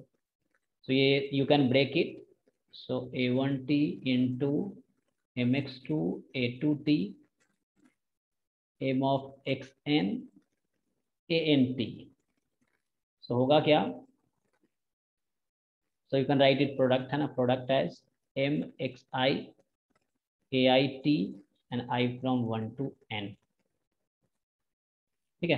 तो ये इंडिपेंडेंट है ना, अगर आइडेंटिकली डिस्ट्रीब्यूटेड होता है उसके अकॉर्डिंग सबका सेम होता है, तो सिर्फ इंडिपेंडेंट दिया हमने। इसमें ai को 1/n कर दो, तो वो तुम्हारा है ना, यहाँ अगर ai को 1/n कर दो, सब a1 a2 an को, तो x बार हो जाएगा y,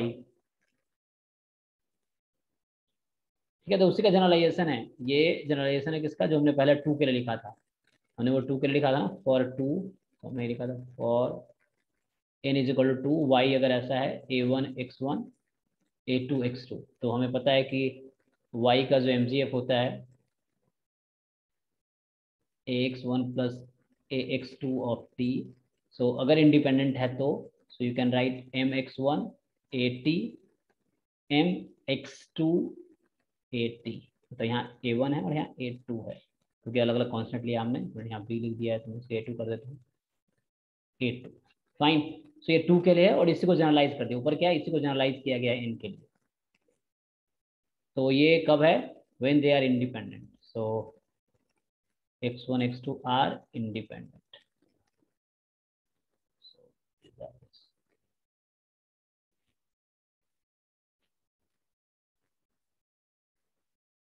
ओके, सो ये कुछ रिजल्ट्स हैं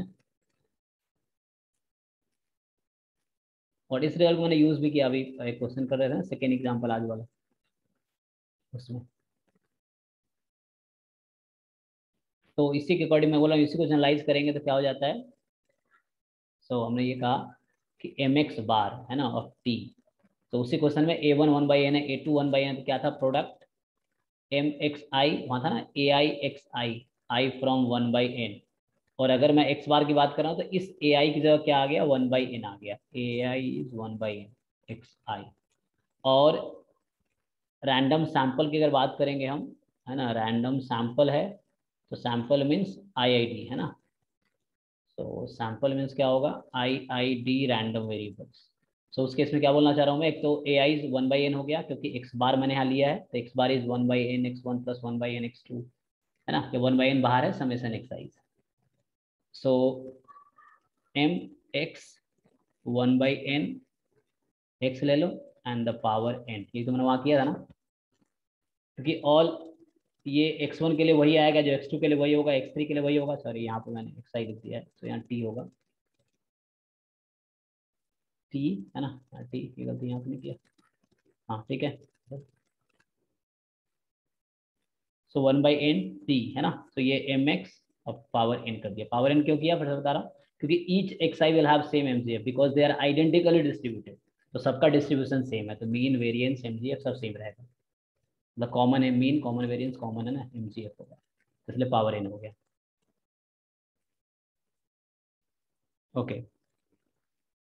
तो यही जैसे पूछ रहा है कि नॉर्मल केस में बताओ क्या होगा. सो दे आर आस्किंग, इसी का एप्लीकेशन है, तो ये तुम याद रखो है ना.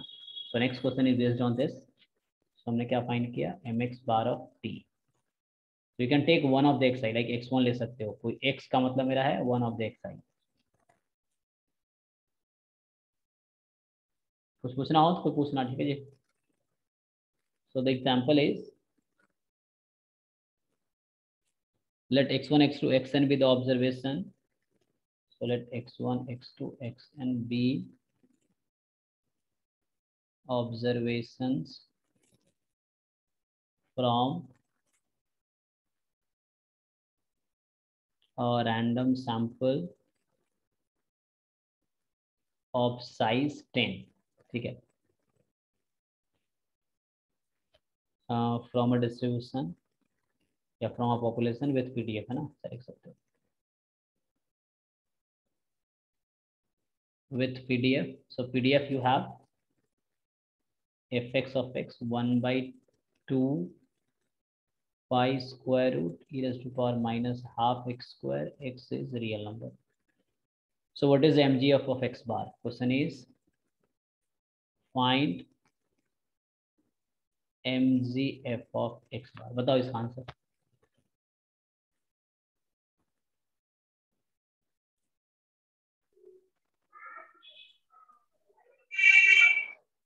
सर e raised to 1/2 मतलब n/2 e raised to n/2 t square.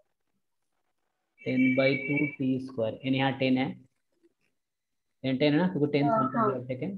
5 t square. तो फाइनल आंसर बताओ क्या होगा.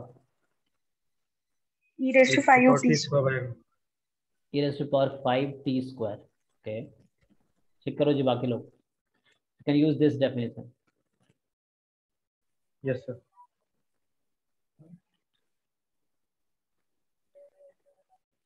So अगर मैं सॉल्व करूँ मेथड से, so we need MGF of x bar. So ये था, you take one of the x size, यहाँ 1/n t और इसकी पावर है n. So n हमारे पास 10 है, n. ओके. और ये जो MGF है किसी एक रैंडम वेरिएबल का है, तो तुम्हें PDF देख के समझ आ रहा होगा कि this is PDF for standard norm. 25/2 नहीं आएगा जी. तो 5 की जगह 25/2 नहीं आएगा. ओके, चेक करते हैं तभी क्या आता है. ओके यही फॉर्मूला था ना, यहाँ पे देखो ये वाला यूज कर रहा हूँ मैं, 1/n t⁻⁴n।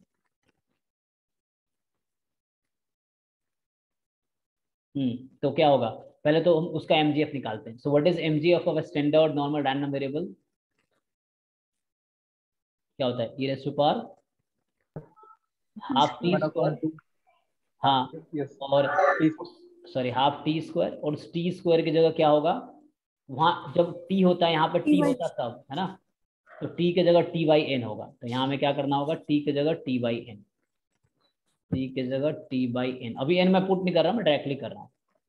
तो हाफ टी स्क्वायर होता है, so sigma square T sigma square 1 है, तो हाफ टी स्क्वायर, और इस पूरे की पावर कितनी होगी, n, मतलब n अभी रखता हूँ तो n, चेक करो।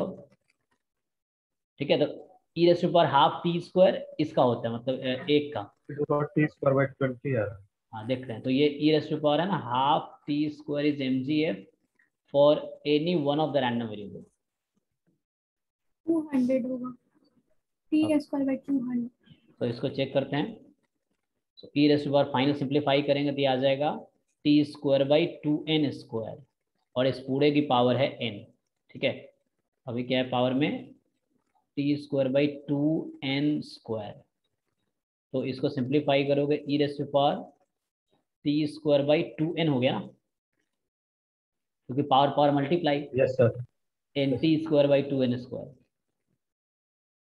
तो n को अब हाँ 10 रख दो, हमने 10 सैंपल ली, सैंपल ऑफ साइज 10 लिया है, वी हैव 10 रैंडम वेरिएबल्स। तो इस क्वेश्चन में आंसर आएगा e⁻t²/2 × 10 20। ओके ठीक है, कोई बात नहीं, उसमें उसने मल्टीप्लाई की वजह डिवाइड कर दिया, ठीक है, बट है ना लिख के करोगे ज़्यादा आसान रहता है, वरना वो गलतियाँ हो जाती हैं टोटली। तो e⁻ है ना, तो ये हो गया, ठीक है, वो डिवाइड कर दिया, सो मल्टीप्लाई हुआ ना, और 2n आ गया, so check it.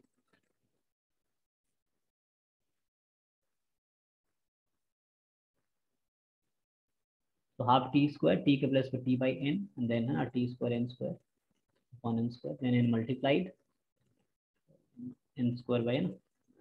Okay,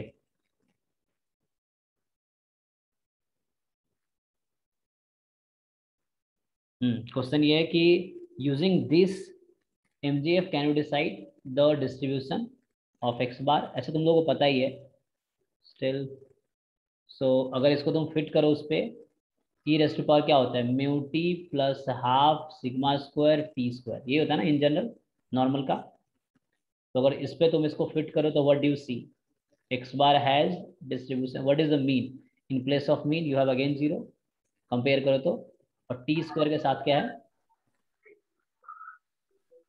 sigma square, So 1/10. है ना, तो यू कैन कंपेयर 1/10। तो इस तरीके से ओके। और अदरवाइज वैसे भी निकाल सकते हैं तुम, अगर डिस्ट्रीब्यूशन पूछता तो पता है हमें मीन इसका होना है 0, क्योंकि मीन है तो म्यू ही होता है। x बार का हमें ये फॉर्मूला पता है कि mean is mu itself, and variance x bar is sigma square by n। तो n 10 है, और सिग्मा स्क्वायर इसका क्या होगा, स्टैंडर्ड नॉर्मल है, तो सिग्मा स्क्वायर 1 होगा, तो 1/10 ऐसे भी निकाल सकते हो, बट इससे कंपेयर करके भी है ना we can see.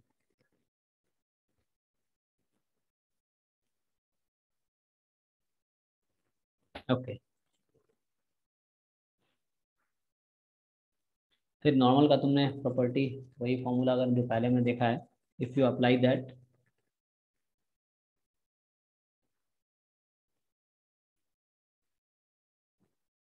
Like the example is, या सिंपली रिजल्ट लिख सकते हो।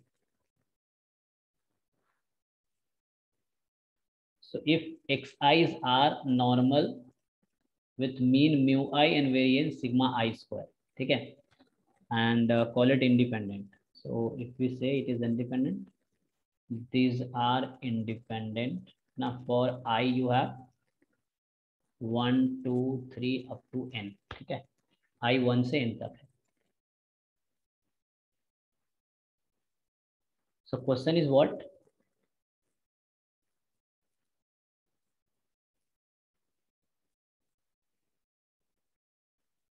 So they're asking you, तो ये सिंपल क्वेश्चन, ये इस तरह पहले भी हमने डिसाइड किया हमने So y is suppose summation ai xi. So what is distribution of y? So you know the linear combination of normal random variable is normal itself. तो ये तो normal ही रहेगा. So question is what is mean and variance, जो कि हमने पहले find किए हैं. क्या होगा?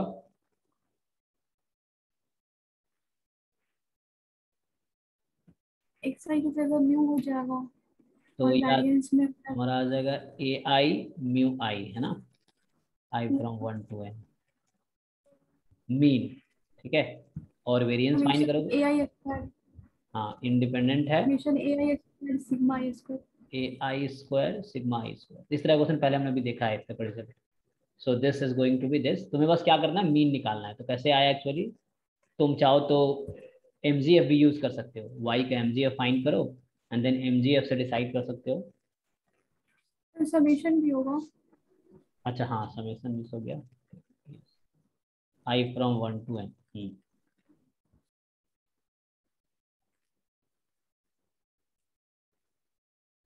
Okay, so you can decide it by MGF, है ना. एक्स का एमजीएफ सबको पता है. Each x i will have MGF. M x i t हमारे पास है e raise to power mu t plus half sigma square T square किसी एक के लिए. तो you can write mu i sigma I square. अब इसी को अगर तुम्हें इंडिपेंडेंट है तो अगर यहाँ से तुम y का mgf लिखना चाहोगे, so you have the identity m x i और यहाँ होगा ए आई टी और ये होगा product from i from 1 to n. और इसी मतलब प्रूव करना चाहो तो mgf को यूज कर सकते हो. और you already know that mgf है ना, linear combination of normal random variable is normal. So normal ही होगा. उसका भी प्रूफ इसी से आता है mgf से. तो यहाँ से simply you can do the product. और ये तुम्हारा है e raise to power mu I T plus half sigma I square T square. अब इसको तुम वो कर दो. प्रोडक्ट में क्या समेशन हो जाता है ना. और यहाँ टी की जगह अब हो जाएगा ए आई टी. ए की जगह ए आई टी, यहाँ हो जाएगा ए आई टी का होल स्क्वायर ना. Mu t plus half sigma square T square. But T के प्लेस पे यहाँ क्या है, ए आई टी है. हमने टी को रिप्लेस किया ए आई टी से. अब जो प्रोडक्ट है तो ई पावर में है तो वो समेशन में बदल जाएगा. तो ये फाइनली तुम्हारा ऐसा आ जाएगा e raise to power A I mu I, summation तो इस पर रहेगा, टी बाहर रहेगा, I from 1 to n and ऐसे ही प्लस ऊपर ही रहेंगे.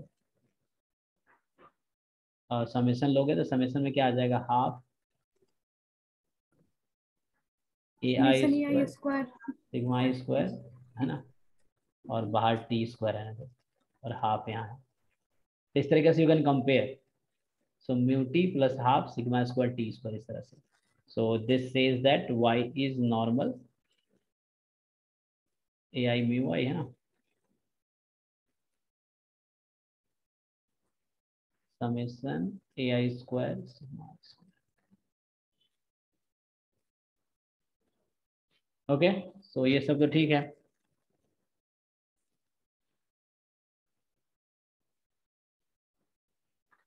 तो मीन वेरिएंस हमें देखा था.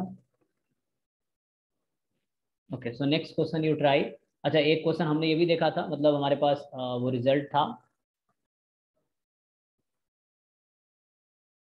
कि मान लो x जो है नॉर्मल म्यू सिग्मा स्क्वायर है. Okay, so x is normal mu sigma square. So it is mu sigma square. So x minus mu upon sigma. So what is distribution of this? Normal 0 1. Normal 0 1. तो next question है, मतलब x अगर normal पता है तो you can break it like this. Okay, and you also know जो y square होगा that is x minus mu upon sigma whole degree of freedom. Okay, तो अभी क्या है क्वेश्चन है, so you try one question. So you have random sample of size 64. Let x1 x2 and x64 be a random sample. So random sample means IID of size 64. Okay, from a population which is normal 50,16। तो ये mu sigma square लिख रहा हूँ मैं। जैसे exam में देखो, exam में अगर कंफ्यूजन हो तुम्हें, कभी कभी क्या होता है ना, देखो कुछ बुक में तुम ऐसे देखते होगे म्यू सिग्मा लिखता है और मोस्टली म्यू सिग्मा स्क्वायर होता है। तो अगर ऐसा नोटेशन जैम यूज किया है मान लो, तो ये इसको फिर से इंट्रोडक्शन में एक्सप्लेन किया होगा कि उनका मतलब यहाँ सिग्मा स्क्वायर से है या सिग्मा से है। तो वो तुम इंट्रोडक्शन पेज में फर्स्ट पेज पे जाकर चेक कर लेना कि what they mean by 16, it is sigma और सिग्मा स्क्वायर। ओके, सो कंफ्यूजन ना हो इसलिए अगर ऐसा यूज करेगा। सो you have mean this and sigma square this और 6। तो क्वेश्चन पूछा है तुमसे, find the probability that x8 is more than 49 and less than 51।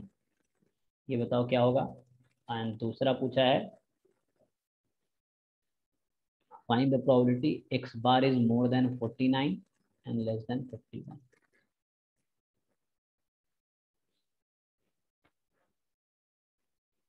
क्या होगा, आंसर फाइंड करो। So you can tell me answer in terms of 5 only, ठीक है ना। 5 मतलब स्टैंडर्ड नॉर्मल का CDF है, क्योंकि एग्जाम में फिर से 5 दिया होगा तुम्हारा, जो भी 5 में आएगा वो एग्जाम में गिवन होगा इंट्रोडक्शन में।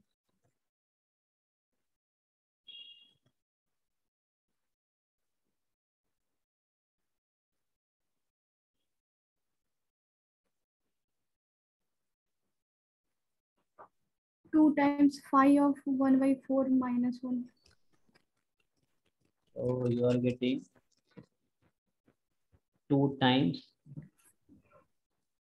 Phi of 1/4 हाँ minus 1. माइनस। ओके, सेकेंड वाले क्या है।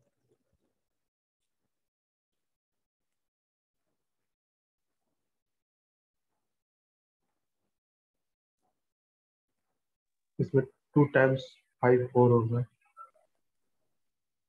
5 4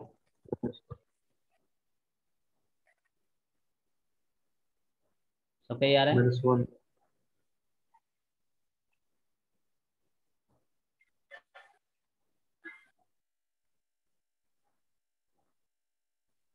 तो सिंपल तुम ना ये वाला कॉन्सेप्ट यूज करो, मतलब सबको पता ही है। तुम इस तरह से इसको ब्रेक करने की कोशिश करो।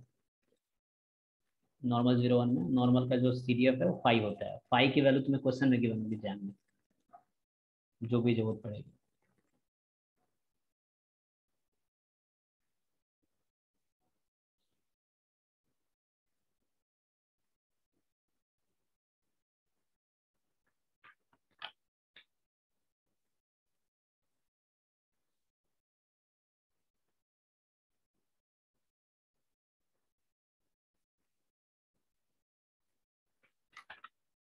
Sir, phi of 2 होगा 2 सेकेंड का।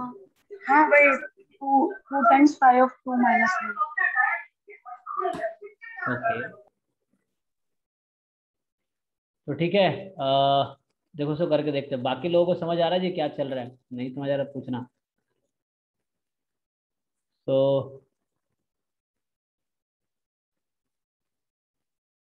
इसको सॉल्व करता हूँ मैं।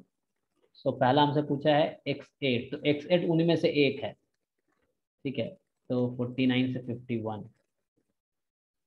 So probability x8 minus x8 का मीन, तो ये वही होगा जो किसी भी एक का मीन है। तो 50 एंड 16, तो 50 और सिग्मा से डिवाइड करते हैं। 16 का रूट कितना होता है 4। सो 51 माइनस 50 अपॉन 4, ठीक ना। And 49 minus 50 upon 4। तो प्रोबेबिलिटी ये आ गया तुम्हारा, इसको मैं बोलता हूँ z -1/4 1/4। तो इसको तुम ऐसे लिख सकते हो 5 1/4 माइनस 5 माइनस 1/4। इसमें जा रहा है क्या लिखा हमने, ये कुछ ऐसा लिखा है। So we can write it as probability z less than 1/4 minus probability z less than -1/4। इसको तुम ऐसे देखना, अगर तुम्हें स्टार्टिंग में जो फर्स्ट टाइम देख रहे हो, तो यहाँ मान लो -1/4 है, यहाँ 1/4 है। तुम्हें ये वाली चीज़ चाहिए, तो मैंने क्या किया, मैंने पहले पूरा कंसीडर किया माइनस इन्फिनिटी से लेकर यहाँ तक, और उसमें से माइनस कर दिया इस वाले को माइनस कर दिया, तो मुझे बचा क्या, तो मुझे सिर्फ ये वाली चीज़ें बची ना, मुझे वही चाहिए था। पहले मैंने पूरा सब्ट्रैक्ट कर लिया। Okay, and the meaning of this is 5 1/4 and meaning of this is 5 - 1/4। और एक और फॉर्मूला है, सो 5 of minus Z is what, क्या आता है जी? 5z 1 - 5z 5 जेड नहीं होता, देखो क्या होता है, हाँ मतलब 1 - 5। जैसे क्या होगा, अब यहाँ तुम अगर देखोगे स्टैंडर्ड नॉर्मल में, लाइक इस तरह से होता है, हाँ, क्या होता है, मान लो यहाँ पे तुम्हारा कोई नंबर जेड है या माइनस जेड है, क्या होता है, जेड से ये आगे की प्रोबेबिलिटी और जेड से पीछे की प्रोबेबिलिटी, माइनस जेड से पीछे की प्रोबेबिलिटी सेम रहती है। तो 5 जेड का मतलब ये है ना, सो लाइक तुम अगर 5 - जेड लिखते हो, सो इसका मतलब है कि probability capital Z less then small minus Z है ना, मतलब ये वाली चीज़ है, ये लेफ्ट हैंड साइड वाली ये। अब ये वाली चीज़ सेम रहती है, probability capital Z more than Z, और ये प्रोबेबिलिटी सेम ही होगी क्योंकि सिमेट्रिक होता है जीरो के अबाउट, मीन जीरो, तो ये उसकी प्रोबेबिलिटी के इक्वल होगी। और you can write this as 1 minus, मतलब जेड लेस देन जेड, तो जो कि 5 जेड हो जाएगा। Capital Z less than Z, तो ये हो गया ये वाला। ओके, तो इसको यूज कर लूंगा मैं, तो क्या हो जाएगा, 5 1/4 माइनस 1 - 5 1/4। सो फाइनली आ गया 2 टाइम 5 ऑफ 1/4 माइनस 1।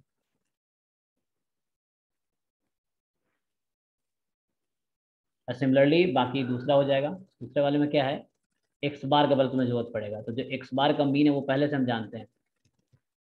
तो सेकेंड पार्ट जो है, probability x bar is more than 49 less than 51। तो एक्स बार का मीन तो सेम रहता है, तो मीन तो 50 रहना है, सो 49 - 50 और 51 - 50। अब वेरिएंस चेंज होता है, वेरिएंस एक्स बार का जो होता है सिग्मा स्क्वायर बाई एन होता है, तो सिग्मा स्क्वायर बाई एन का मतलब सिग्मा स्क्वायर 16 है, तो 16, सॉरी सिग्मा स्क्वायर क्या है यहाँ पे, सिग्मा बाई रूट 10 16 है, तो सिग्मा स्क्वायर बाई 16 होगा, तो 16 by sorry 60, sigma square by N, तो 16/64 ना। Sigma by root 10। तो वैसे स्टैंडर्ड तो डेविएशन 4/2 1/2। तो यहाँ से आ जाएगा 4/8। मतलब जो वेरिएंस है वो 4/8 है, तो स्टैंडर्ड डेविएशन हो जाएगा 4/16 ना, तो 2/8। नहीं सर, हाँ वही 1/2 होगा, 1/4 हुआ। एक मिनट मुझे, वेरिएंस ऑफ एक्स बार क्या होता है, 4/8 होगा सिग्मा स्क्वायर बाई एन ना।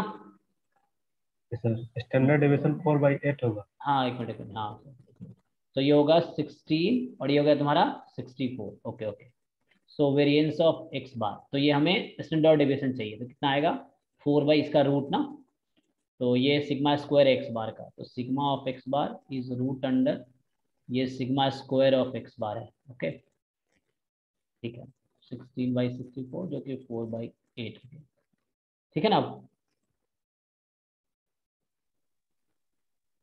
डाउट है कुछ? नो। ठीक है ना, तो ये 4/8 जो कि 1/2 आ जाएगा, तो यहाँ भी 4/8 हमने लेफ्ट साइड राइट साइड और मिडिल साइड सब में 50 सब्ट्रैक्ट किया, उसका मीन एक्स बार का और एक्स बार का स्टैंडर्ड डेविएशन से डिवाइड किया, क्योंकि we know that X minus mu upon sigma है ना, तो एक्स बार है तो उसके लिए यहाँ सिग्मा बाई रूट 10 हो जाता है एक्स बार के लिए है ना, तब ये नॉर्मल 0 1 फॉलो करता है, क्योंकि एक्स बार का स्टैंडर्ड डेविएशन ये होता है सिग्मा बाई रूट 10 या सिग्मा स्क्वायर बाई एन, उसका वेरिएंस है। So using that rule you can simplify, तो जेड आ गया और ये तुम्हारा 1/2 है, तो यहाँ हो गया 2 और यहाँ -2, सो -2 से 2 है, या तुम डायरेक्टली इसको ब्रेक कर सकते हो उसके अकॉर्डिंग। सो ये हो गया 5 2 - 5 ऑफ -2, तो ये जाएगा 5 of -2 is 1 - 5 of 2 and then you will get 2 5 2 -1। ठीक है, तो अब 5 2 की वैल्यू तुम्हें क्वेश्चन में गिवन होगा, तुम्हारा लॉग वो सब नॉर्मल टेबल की जरूरत नहीं पड़ेगी, मतलब टेबल वो देंगे नहीं, वो तुम्हें एक्चुअली वैल्यू ही देंगे, जो जरूरत पड़ेगी उसकी वैल्यू देंगे तुम्हारे पास। ओके, सो अभी हम 13.1 सेक्शन डिस्कस कर रहे हैं। okay. एक दो क्वेश्चन और करके देखते हैं, अभी टाइम है ना, 10 मिनट है। सो कुछ क्वेश्चन और ट्राई करो या कुछ result. So the theorem is, let the distribution of the random variables x1, x2, xn are, so like if xi is I from 1 to n be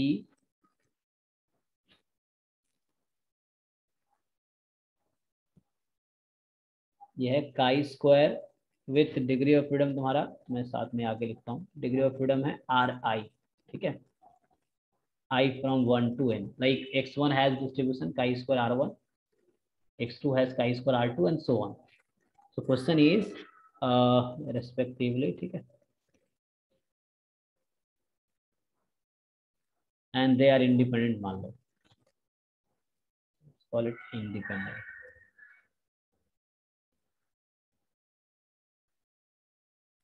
Independent. Okay, so xi's are independent chi-square distributions with degree of freedom ri's, r1, r2, r3 and so on. So then they are asking you what is distribution of y, जो कि है y is summation xi, या i तुम्हें नहीं use करना तो you can use some other suffix xk and k from 1 to, मान लो चलो n ले लेते हैं, मतलब ये हो गया x1 plus x2 up to xn, या x something else you can take. क्या होगा? What is the distribution of this? I square R1 plus R2 plus Rn. है सम हो जाएगा ना, इसके पास डिग्री ऑफ फ्रीडम r1 है, इसके पास डिग्री ऑफ फ्रीडम r2 है, इसके पास rn है, सो ये ऐड हो जाएगा, फ्रीडम नहीं ऐड, हाँ 1 नहीं लिया मैंने, तो इस तरह से चेंज यहाँ हो जाएगा, summation ri's i from 1 to n, ठीक है, r1 plus r2 plus r3 up to rn, क्योंकि ये ri's है, ठीक है। सो इन शॉर्ट ऐसा लिख सकते हैं हम सीधा, that xi's are chi square ri, ठीक है, सो summation xi, these are chi square summation ri's, ये मतलब हुआ है ना, and they are independent, so independence is required. So इसका प्रूफ वैसे ही mgf से कर लेंगे हम लोग, we can directly use the mgf and then उससे हो जाएगा, ठीक है ना, जैसे प्रूफ बाकी किए तो प्रूफ है ना, using mgf you can prove directly, कि mgf यूनिकली तुम्हें डिस्ट्रीब्यूशन बता देता है, इसलिए,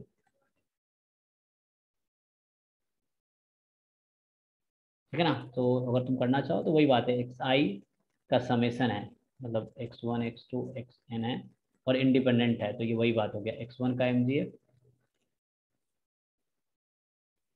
x2 का mgf, एंड देन तुम्हें mgf पता है काई स्क्वायर n का, पुट कर लो और उसको फिर प्रोडक्ट में ले लो,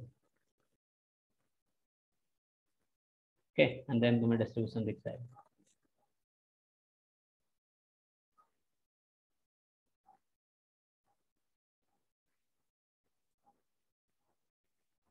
सो what is mgf of chi square n?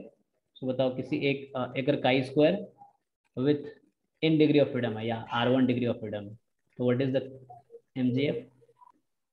4 minus 2 to the power minus R1 by 2. So 1 minus 2 t है ना, 2t हाँ, और minus r हाँ माइनस n बाई 2, तो यहाँ जैसे पहले वाले के लिए r1 by 2 होगा, दूसरे के लिए r2 by 2 है ना, इस तरह से चेंज होता रहेगा, same thing 1 minus 2t raised to power minus r2 upon 2 and so on, it will go on. So 1 minus 2t raised to power rn upon 2, and then if you combine it, so base तो same ही है, so power will be added, 1 by 2 you take outside, so r1 से लेके r1 से rn, and that's what you get, okay, and then you can simply say that this has chi square will solution r1 plus r2 and so on r n। तो इस तरह के distribution के लिए proof MGF सही करना ठीक है। नेक्स्ट यू हैव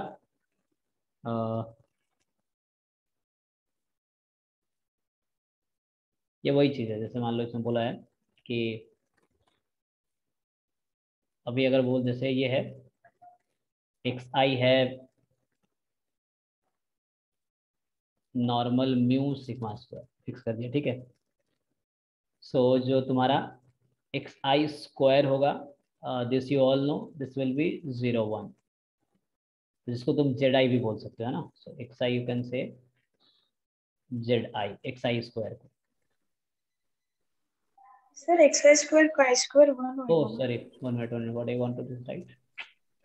और वो माइनस म्यू हाँ वो अपॉन गलत लिखा। हाँ अब ठीक है। यस ठीक है। तो xi minus mu upon sigma, हाँ this will be 0 1 fine. So I wanted to write zi square is xi minus mu upon sigma whole square, so that will be chi square 1। chi square 1. हाँ अब हम दोनों तरफ summation लगा लेते हैं। सो summation of zi square I from 1 to n मतलब z1 square plus z2 square and so on. So this has distribution chi square 1 + 1 है ना, 10 टाइम हो जाएगा। n. Okay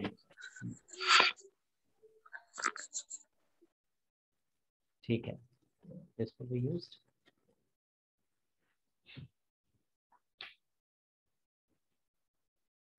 okay so I come to the last theorem, इसके बाद फिर next class में आए करेंगे।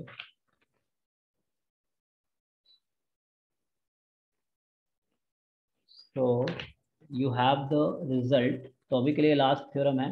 तो ये कहना चाह रहा है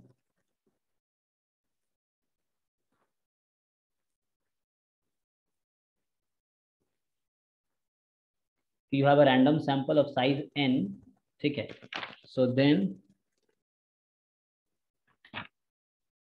so let x1 x2 and xn be random sample from normal mu sigma square.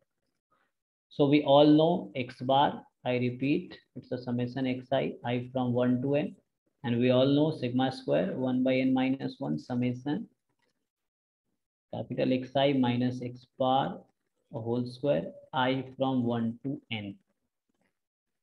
Okay, so the question is then x square by sigma x square by ns square by sigma square n square by sigma square। हाँ क्या कहना चाहते हो, यही theorem है ना। क्या होगा उसका distribution?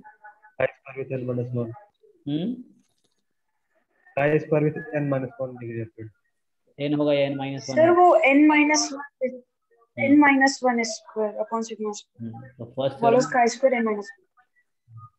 chi square n minus 1 वो n minus 1 होगा। सो इसको प्रूव भी करेंगे हम। सो n minus 1 s square by sigma square,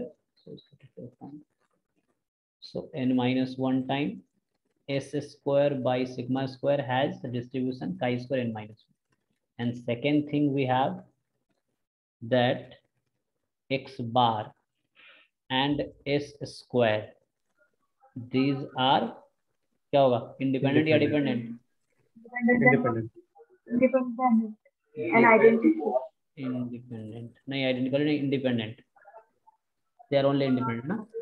ये दोनों अलग अलग डिस्ट्रीब्यूशन तो अलग होगा दोनों का, बट दे अच्छा। अभी जैसे रिसेंटली जैम में भी क्वेश्चन आया था what is the E of S square, what is the E of variance of S square, तो इसको भी डिस्ट्रीब्यूट अभी तुम देखोगे लाइक 20 या 19 में आया हुआ है, what is the variance of S square, तो ये तुम जानते हो। और ई of S square 2n minus 1 हाँ, तो सब फॉर्मूला है उसमें आएंगे। ओके सो इसमें प्रूफ तो नहीं है, साहू वाले प्रूफ नहीं, but we can do the proof. Sahu में बस थ्योरम लिखा है, प्रूफ नहीं लिखा है इन्होंने। या सो हाउ टू प्रूफ, तो उससे पहले क्वेश्चंस होगा, तो मैं तुम लोगों के लिए कुछ क्वेश्चन लिख देता हूँ जो कि नेक्स्ट क्लास में कंटिन्यू करेंगे। What is expectation of S square, है ना। या what is the variance of S square. ये सब एग्जाम में इस तरह क्वेश्चन आए हैं, you can see the previous paper, हम करेंगे सॉल्व। अभी मेरा प्लान ये जल्दी से 18 तक खत्म करके एक बार सारा पेपर मैं सॉल्व करूंगा, 5 to 18, 5 to 21 2005। उसके बाद फिर हम दोबारा एक कैसेला बर्गर या कोई एक रिपीट करेंगे पर अच्छा से, है ना। Okay, so what is E of S square, किसको याद है, ये कैलकुलेट करना चाहोगे? यस सर, ऊपर नीचे मल्टीप्लाई करते हैं उसके बाद n-1 से ऊपर नीचे मल्टीप्लाई करते मल्टीप्लाई करो, सही है। हाँ, तो उसको यूज कर सकते हो तुम, अगर इस थ्योरम को प्रूव कर दिए, you can use this, right. E of s equal to simply sir but sigma उसके लिए सिग्मा स्क्वायर नोन चाहिए ना।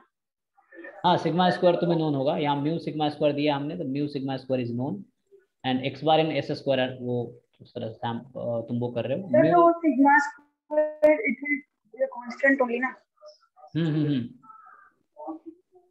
उसमें हाँ सिग्मा स्क्वायर ही आएगा ना, क्योंकि स्क्वायर n-1 का एक्सपेक्टेशन n-1 होता है और इधर n-1 कैंसिल हो जाता है। हाँ, वही मैं बोल रहा हूँ, म्यू सिग्मा स्क्वायर नोन है, mu and sigma square are two given concept.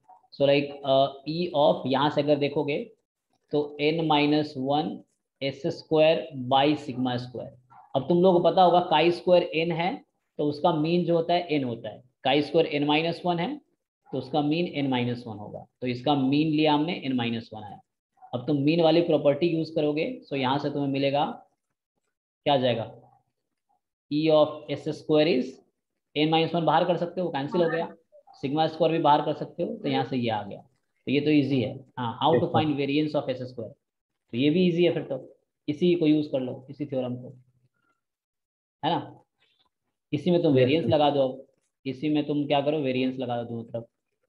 So variance of n-1 S square by sigma square, ठीक है।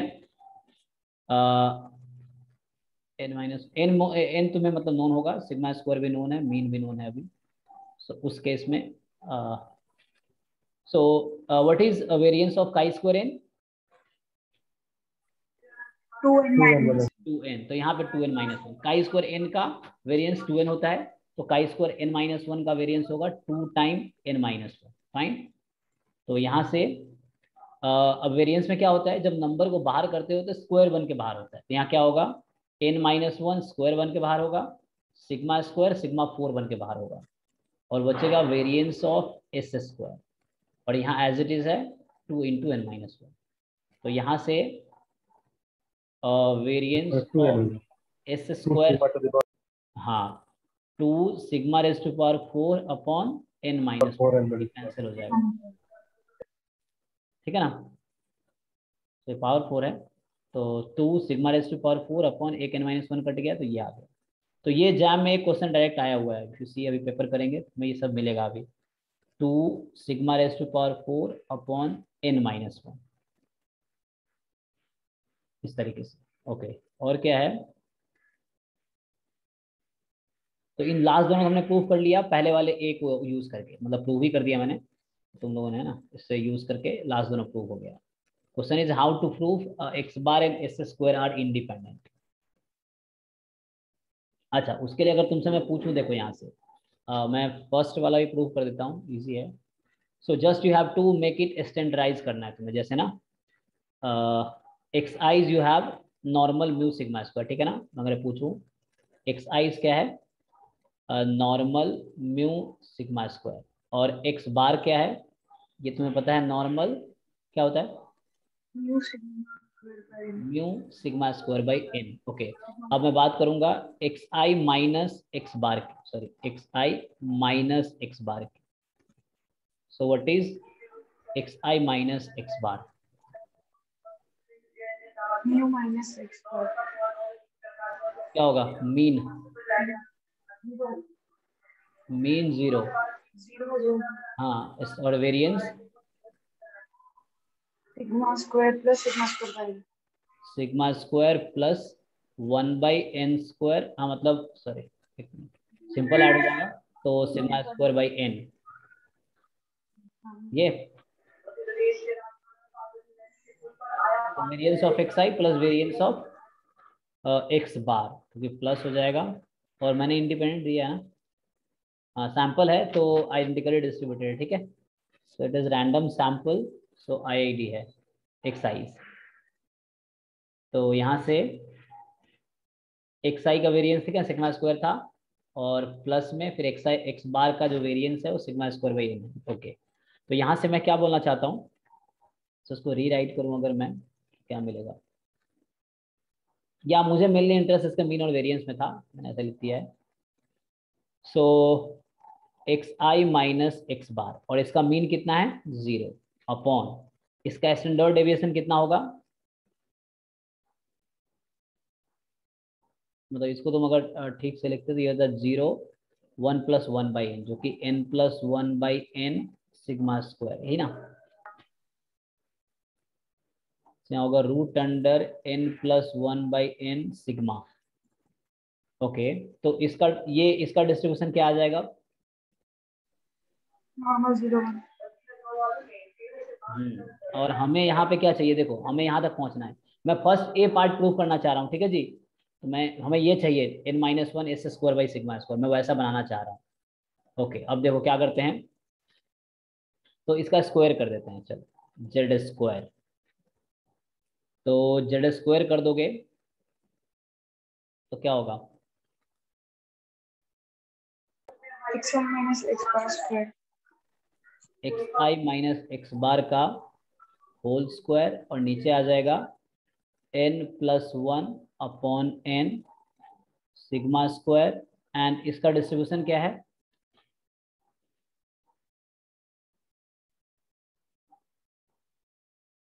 क्या होगा डिस्ट्रीब्यूशन इसका, chi² 1। chi² 1, लेकिन हमें क्या दिखाना है, ओके, तो we need to show n-1 s² / sigma square. तो पहले मैं s² बनाता हूँ इसको, ठीक है। So let me form it s²। s² बनाने के लिए क्या चाहिए, 1/n समेशन एक्स आई minus x bar whole square 1/n - 1। So फिर let's form it. So you can do what, 1/n-1 मैं मल्टीप्लाई कर रहा हूँ, तो इसको बैलेंस करने के लिए यहाँ बाहर ये रखते हैं, ठीक है। और सेम चीज़ हम लिखेंगे, बस इसको बैलेंस कर रहे हैं, n + 1 upon n, and you have X I minus x bar whole square upon sigma square, ठीक है। सो क्या कि मैंने सेम चीज़ें लिखा है ना जो ऊपर है। अच्छा, इसमें अगर तुम समेशन लगा दोगे i फ्रॉम 1 to n, तो तुम्हारा chi² n हो जाएगा ना। पहले मुझे तो पुट इट समेशन, मान लो समेशन लगाता हूँ मैं, तो ये वाली चीज जो है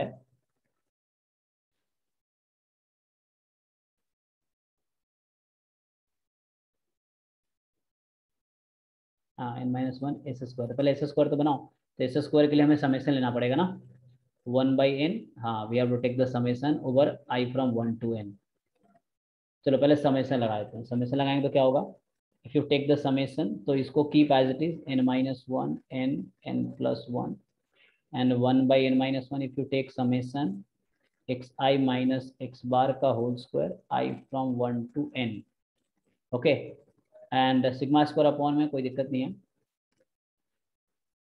so this will have distribution what,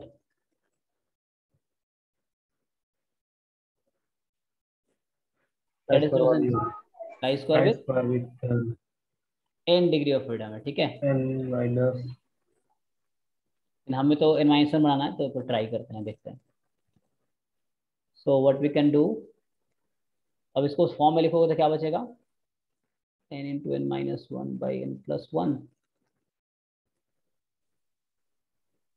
sir वो chi² n-1 degree of freedom होगा सर, x बार के कारण। अब x बार जो रहता अच्छा है अच्छा, हमेशा हाँ हाँ x i हाँ, minus एक x bar minute, okay 1 minute, so you have to, अच्छा n ये एक - 1 रिजल्ट होता मुझे है। अलग से लिखाना पड़ेगा नहीं, सो हाँ उससे फिर प्रॉब्लम होगा। Okay, so I think prove हम नेक्स्ट क्लास में करते वरना प्रॉब्लम होगा, क्योंकि वी हैव तो वन रिजल्ट ना, जैसे वहाँ पे एक्स बार की वजह से चेंज होता है, राइट, तो सिग्मा होगा तो उसके अकॉर्डिंग वैसा होता, बट वी हैव कितना टाइम हुआ है, अच्छा इसको मैं प्रूव करता हूँ नेक्स्ट क्लास में, ठीक है, क्योंकि यहाँ प्रॉब्लम होगा।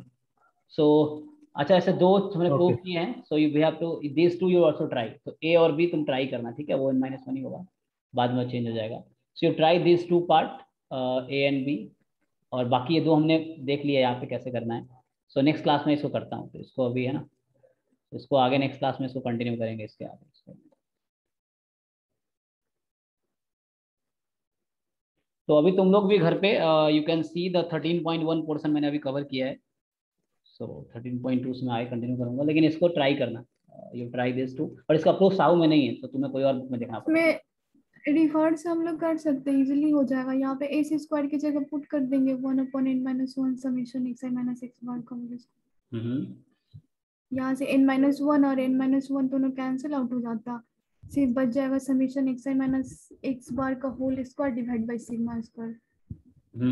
और वो काई स्क्वायर n-1 होगा, लेकिन वो मैं जस्टिफाई करना पड़ेगा, तो उसके लिए अलग से है ना, उसको तो रिवर्स कर दिए, उल्टा कर। क्योंकि वहां पर, क्योंकि जैसे x माइनस म्यू है, तो उसके अकॉर्डिंग फिर पावर n जो होता है काई स्क्वायर n होगा। कोई नहीं, तुम उसको करके देखना नेक्स्ट क्लास में, you all try before next class. कल मैं भी अगर क्लास लूंगा तो कल ये करेंगे, उसके आगे फिर करेंगे,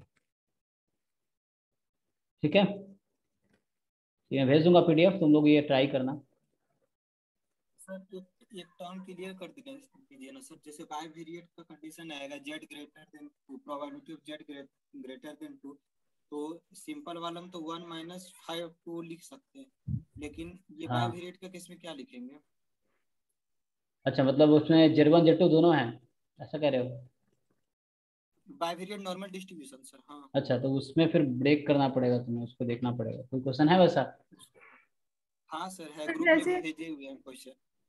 हाँ फिर ग्रुप में। जैसे फाई ऑफ -1 को हम लोग लिखते हैं ना 1 - फाई ऑफ 1, हाँ तो बाइवेरिएट में क्या करेंगे, मतलब 1 - फाई ऑफ 1 लिखेंगे या 0.5 - 1 फाई ऑफ 1 लिखेंगे?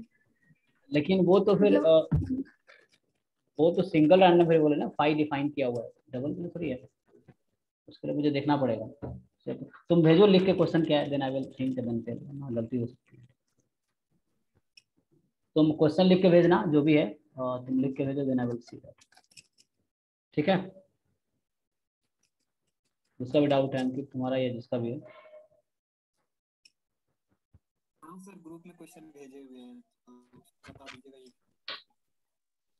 मुझे भेज देना, मैं देख लूंगा क्या है, या फिर वैसे क्लियर कोई क्वेश्चन हो तो उसको लिख के भेजना।